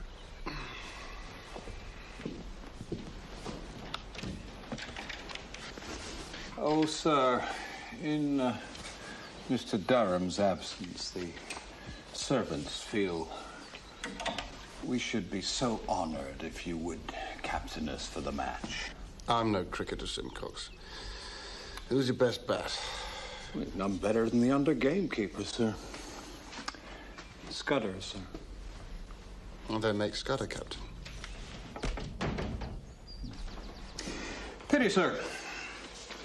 Things always go better with a gentleman captain. Tell him to put me to field deep. And I won't bat first, bat eighth if he likes. You might tell him, as I shan't be down till it's time. Very good, sir.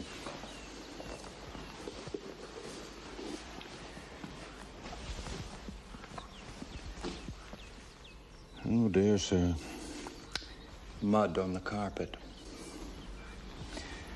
I'll send someone up. Very good, sir.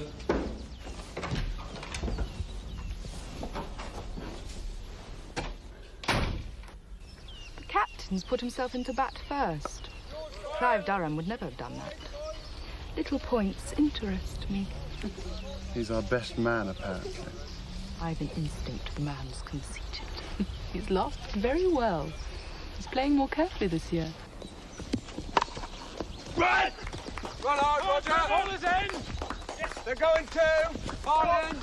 Hey!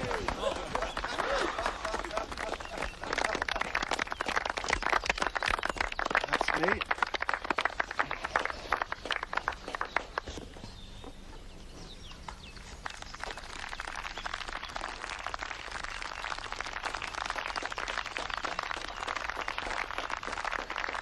Man in!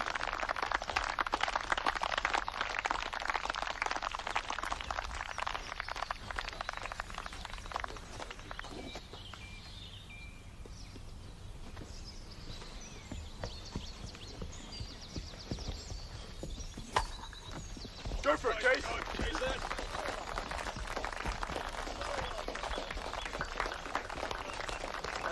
Jolly well done! Come on!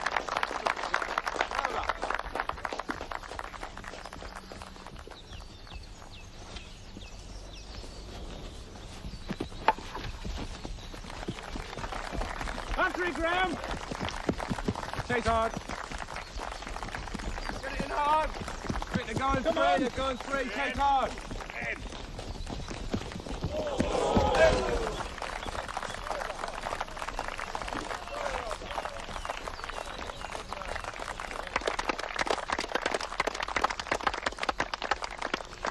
I do begin to see what you mean. Well, with a haircut.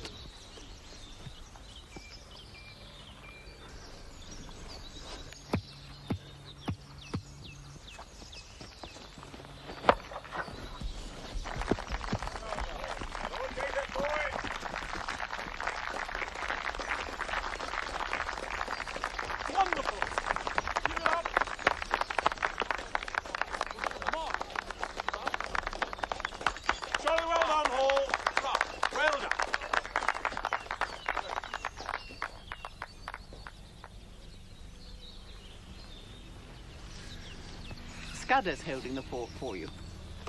He's doing rather well. Well, I suppose I better play for a bit. Please these people. Over. Simon? Andrew, down the point. I'll just go down to mid off, please. Clive. Aren't you exhausted? Well, I've had meetings till midnight. I've got another this afternoon, but I'm back tonight, and then your visit really does begin. Now, gentlemen. We stand rebuked. To the Olympic Games, Maurice.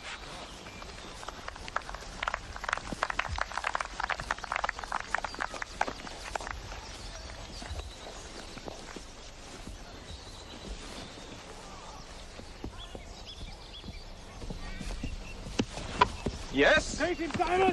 No, wait. Sorry, Maurice. Sorry. Get it in, Andy! Take off!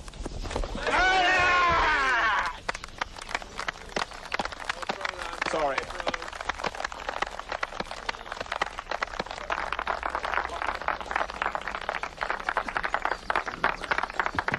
Well played, Mr. Hall.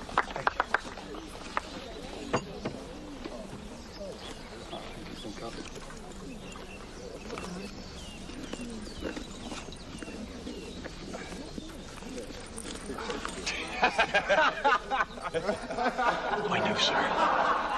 That's right. I know, sir. Come on.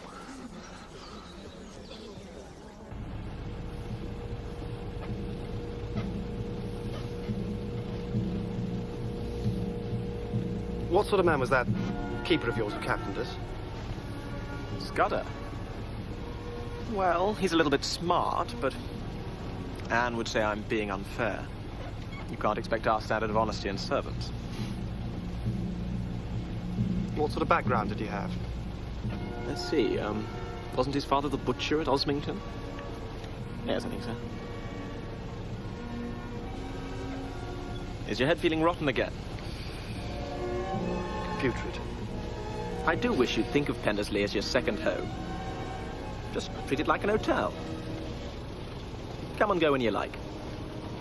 Doesn't matter if I'm home or not. Anne feels as I do.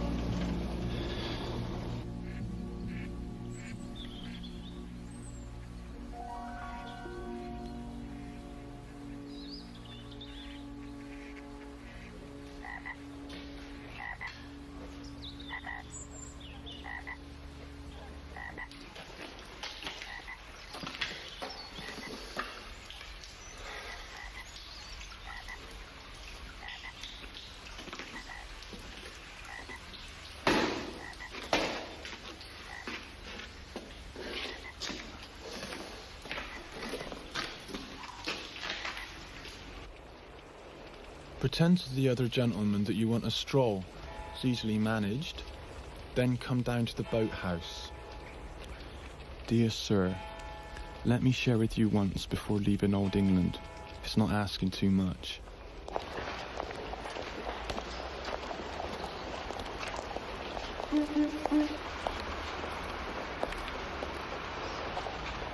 You should not resist me. You're resisting me.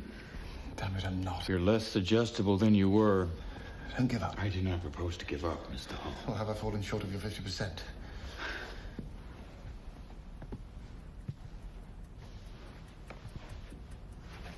I needn't remind you that your sort were once put to death in England.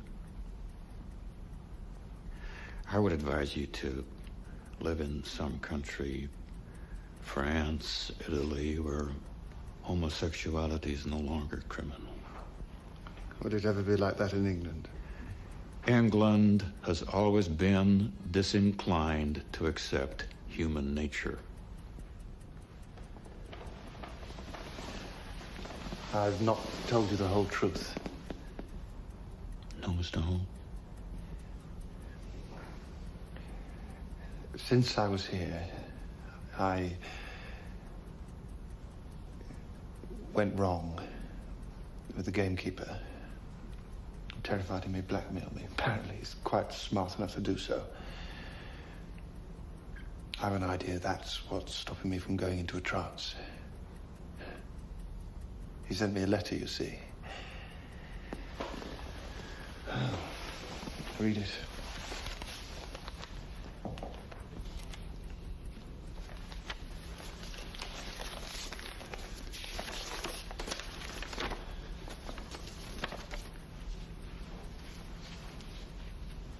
Come to the boathouse. I have key and will let you in. No doubt he has a duplicate key. And an accomplice waiting up at the house. I, since cricket match, do long to place both arms around you and share with you. The above now seems sweeter than words can say. Mind and right if you don't come, for I get no sleep waiting. So come without fail to boathouse, Pensley, tomorrow night.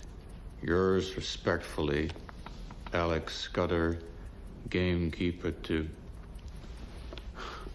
C. Durham, Esquire. I'm walking on a volcano. He's an uneducated man, but he's got me in his power. Would he have a case in court, do you think? I'm no lawyer, Mr. Hall. You'd have to consult your solicitor. My children playing overhead.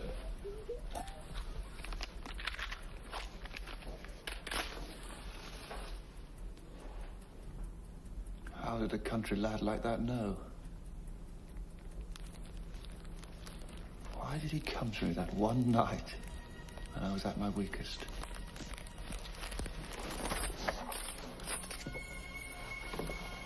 There we are, sir.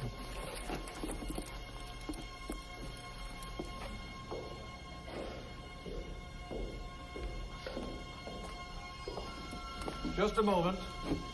Ticket, please. Ticket.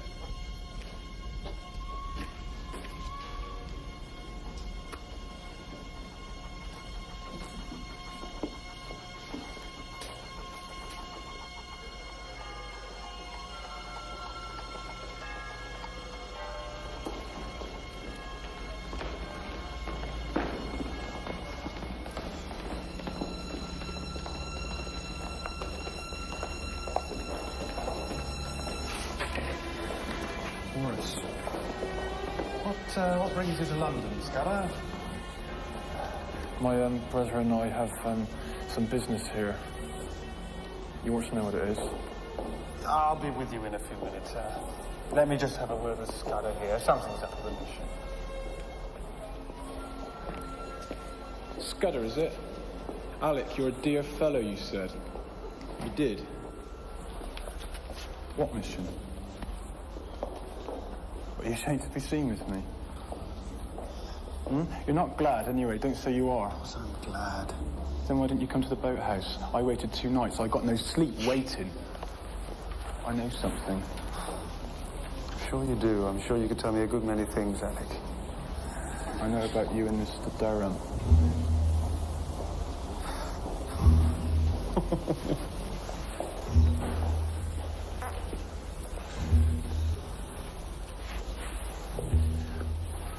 This is your office, is it? What do you do here? But you shouldn't treat me like a dog. You was just amusing yourself. I've never come like that to a gentleman before. You said call me Maurice, but you never even wrote to me. You made a fool of me, and I can make you sorry for it.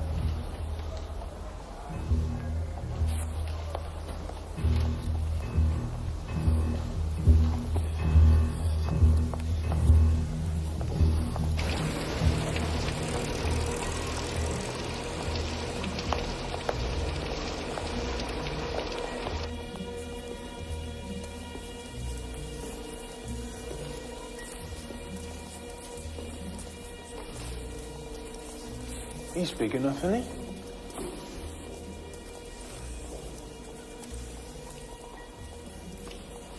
Well, he must have owned wonderful machinery to make a thing like that. I expect so.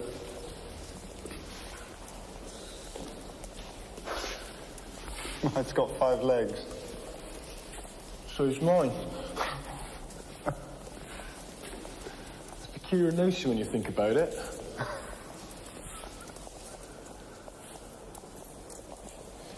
It won't do, Mr. Hall. I know what you're trying to do. You do better to settle this, I can tell you. You've had your fun, now you've got to pay up. I'll leave you to think it over.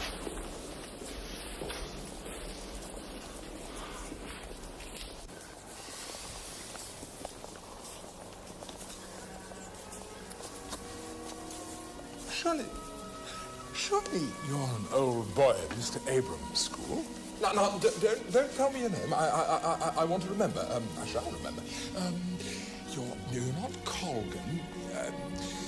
Smith. I know. You're Willoughby. Yes. My name's Scudder. Isn't. I'm Mr. Scudder. And I've got a serious charge to bring against this gentleman. Yeah, it's awfully serious. My goodness me, I am really most frightfully sorry. I do beg your pardon. It's seldom I make a mistake. Well, remarkable place, this, isn't it? Not just a collection of relics. It's a place which could stimulate the minds of the... Less fortunate? Well, quite so. To ask questions which one, no doubt inadequately, tries to answer. We're waiting. Oh, yes, quite so.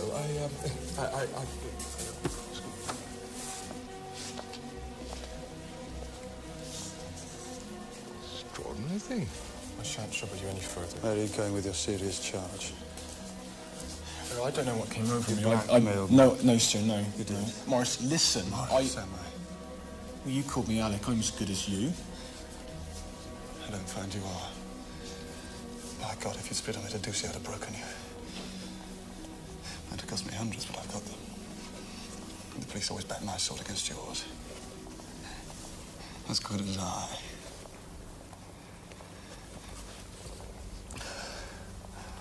Come outside. It rained even harder than this at the boathouse. It was even colder. Why did you not come? I was frightened. You let yourself get afraid of me. That's why we're trying to down each other.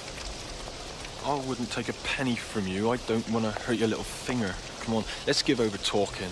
Here. Stop with me. Sleep the night with me. I can't. I've got an engagement. Formal business dinner. It's my job. Meet me another evening instead. I can't come to London again.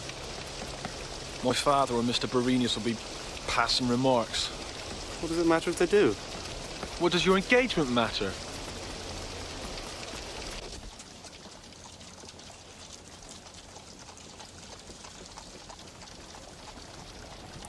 First time I seed you, I thought, I wish I had that one. And it is so. The only good things happen to me at Pendersley. Scudder, do this. Scudder, do that. The old lady, she says, oh, would you most kindly of your goodness post this for me? What's your name? What's your name? Every day for bloody 18 months I went up to that front porch for orders and the old bitch don't even know my name. I said to her, what's your name? Fuck your name.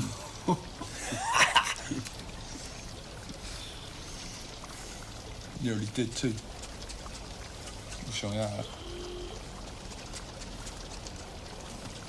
And you, 2 grand to come to the boathouse.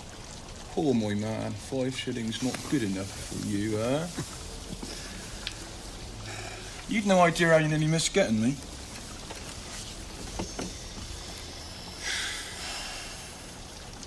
Boathouse was a place I always fancied. Still got the key now, matter of fact.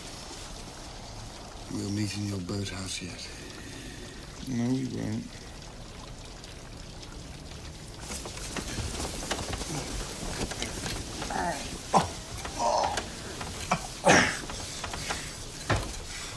You remember that, any road.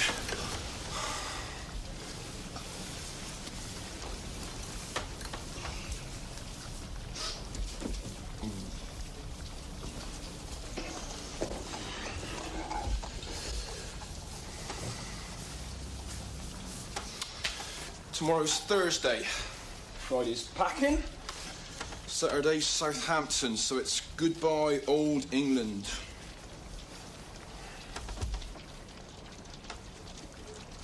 You mean that you and I shan't meet again after now? That's right, you got it quite correct. Stay with me. Stay? It's my boat? You daft? All the bloody rubbish. Order me about again, you would. There's a chance in 1,000 we met. You know it. Why don't you stay? Stay with you? How? And where? With your ma? Oh, yeah. What would she say if she saw me? All rough and ugly the way I am. My people wouldn't take to you one bit. And I don't blame them either. And how would you run your job, I'd like to know? I shall chuck it. But your job in the city? What gives you money and position? You talk like a man who's never had to earn his living. You can do anything. Once you know what it is, we can live without money, without people. We can live without position. We're not fools. We're both strong. There'd be some place we could go.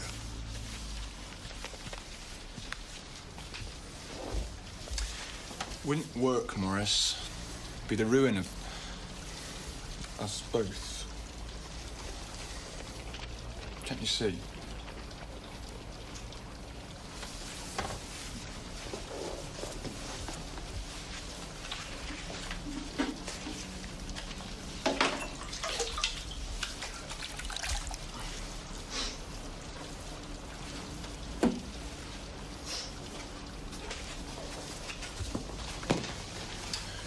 Well, I'm off.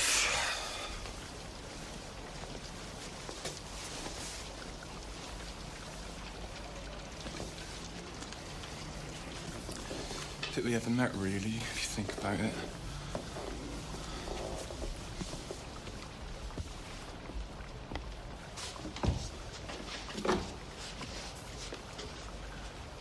You paid for this room in advance, didn't you? I mean, they won't stop me downstairs or anything. You'll be all right.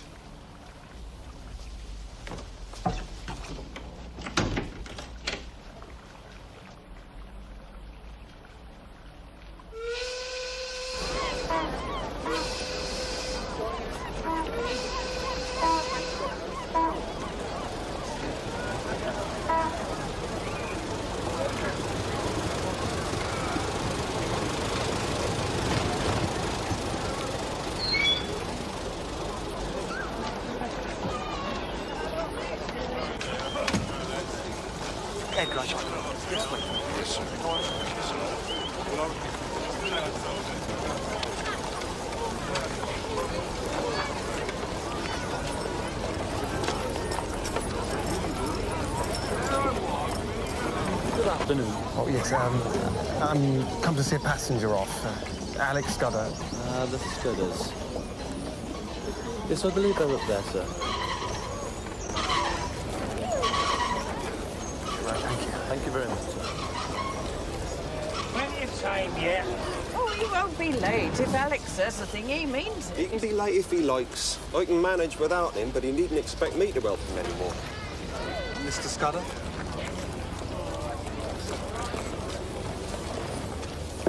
You must be Alex Scudder's brother. I've come to see him off. Alec ain't aboard yet, but his kit is. Interested to see his kit? No, don't worry. I'll just wait with you, if I may. My name's Maurice Hall.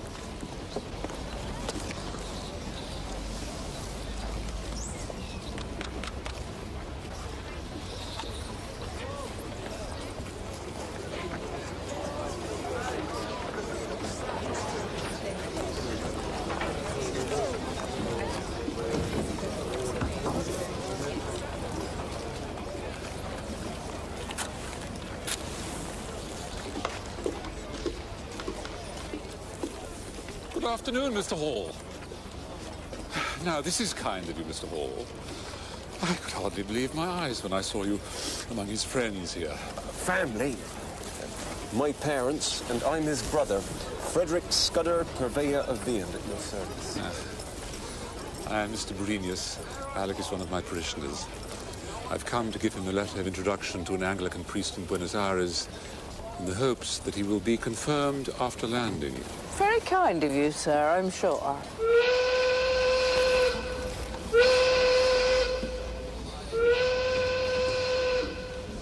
How did you know so precisely when the boat sailed? It was advertised. May I speak frankly to you? I am far from easy about Scudder. The fact is, he has been guilty of sensuality. With women, it's not just the deed of fornication. When the nations went a-whoring, they invariably ended up by denying God. Until all sexual irregularities, and not some of them, are penal, the Church will never again reconquer England. I have reason to believe Scudder spent Tuesday night in London fornicating. I'm telling you all this because of your charitable interest in him. But surely he wouldn't have missed his train. But they wouldn't leave without him. Bloody well missed his beaten train. Gentlemen, I do assure you, Mr. Scudder was booked for a passage. But my brother's booked a passage and he hasn't turned up yet, so what we should really do is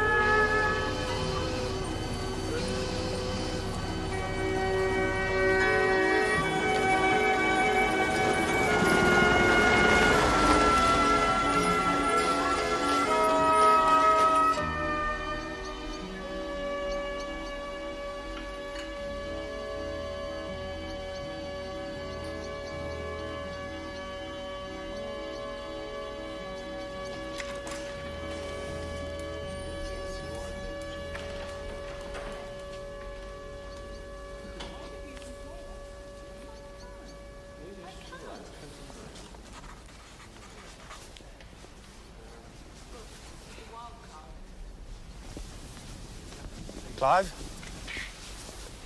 Don't tell Anne I'm here. I've only a few minutes. I mean, look here, man, that's fantastic. She'll be furious if you don't stay the night. Maurice, I hope nothing's wrong. Pretty well everything. You'd think so.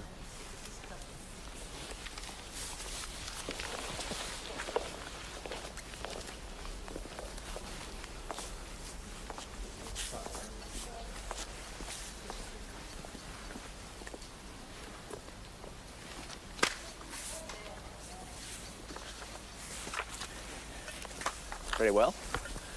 I'm at your service. My advice, though, is to sleep here tonight and ask Anne in the morning. Where a woman is in question, it's always better to ask another woman. And particularly if she has Anne's almost uncanny insight. I'm not here to see Anne. Or you, Clive, it's miles worse for you. I'm in love with Alex Scudder.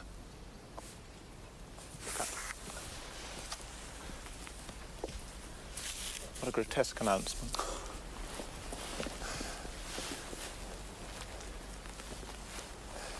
Most grotesque. But I felt I ought to tell you. Maurice, we did everything we could when you and I thrashed out the subject. When you brought yourself to kiss my hand. Don't allude to that.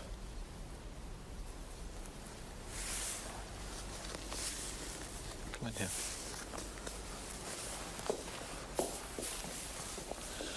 I'm more sorry for you than I can possibly say. And I do beg you to resist the return of this obsession. I don't need advice. I'm flesh and blood, Clive, if you'll condescend to such low things. I've shared with Alec. Shared what? Everything. Alex slept with me in the russet room when you and Anne were away. Oh, good God. Also in town. The sole excuse for any relationship between two men is that it remained purely platonic. Surely we agreed that. I don't know. I've come to tell you what I did. Well, Alec Scudder is in point of fact no longer in my service. In fact, he's no longer in England. He sailed for Buenos Aires this very day. Didn't. He sacrificed his career for my sake. Without a guarantee. I don't know whether that's platonic of him or not. But it's what he did. Scudder missed his boat? Maurice, you're going mad. May I ask if you intend to pursue... No, you may not ask. I'll tell you everything up to this minute, not a word beyond.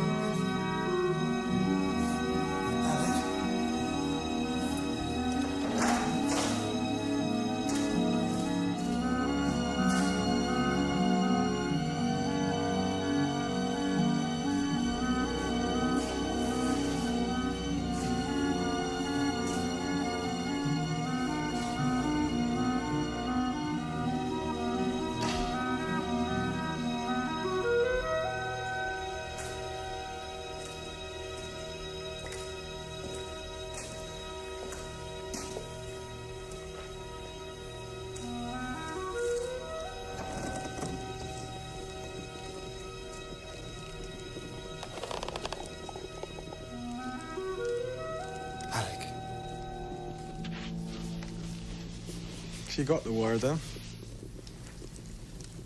What wire? The wire I sent to your house. Telling you... Oh, sorry. I'm a bit tired, what with one thing and another. No, telling you to come here to the boathouse Pendersley without fail.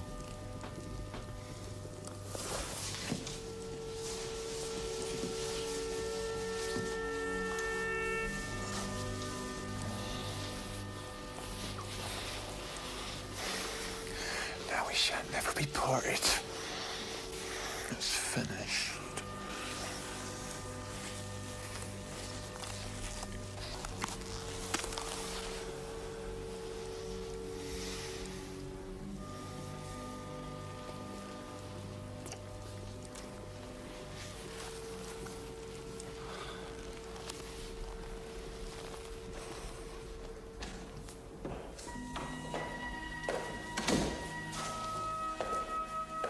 Will that be all, sir? Yes, thank you, Simcox. Good night, sir. Good night.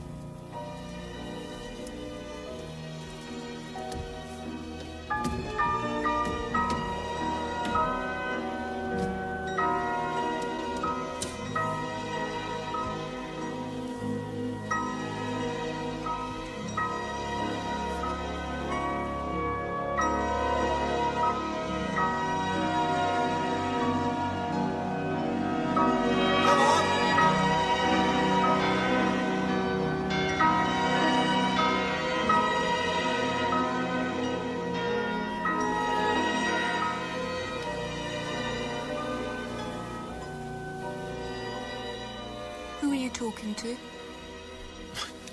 No one. No one, I was just trying out a speech.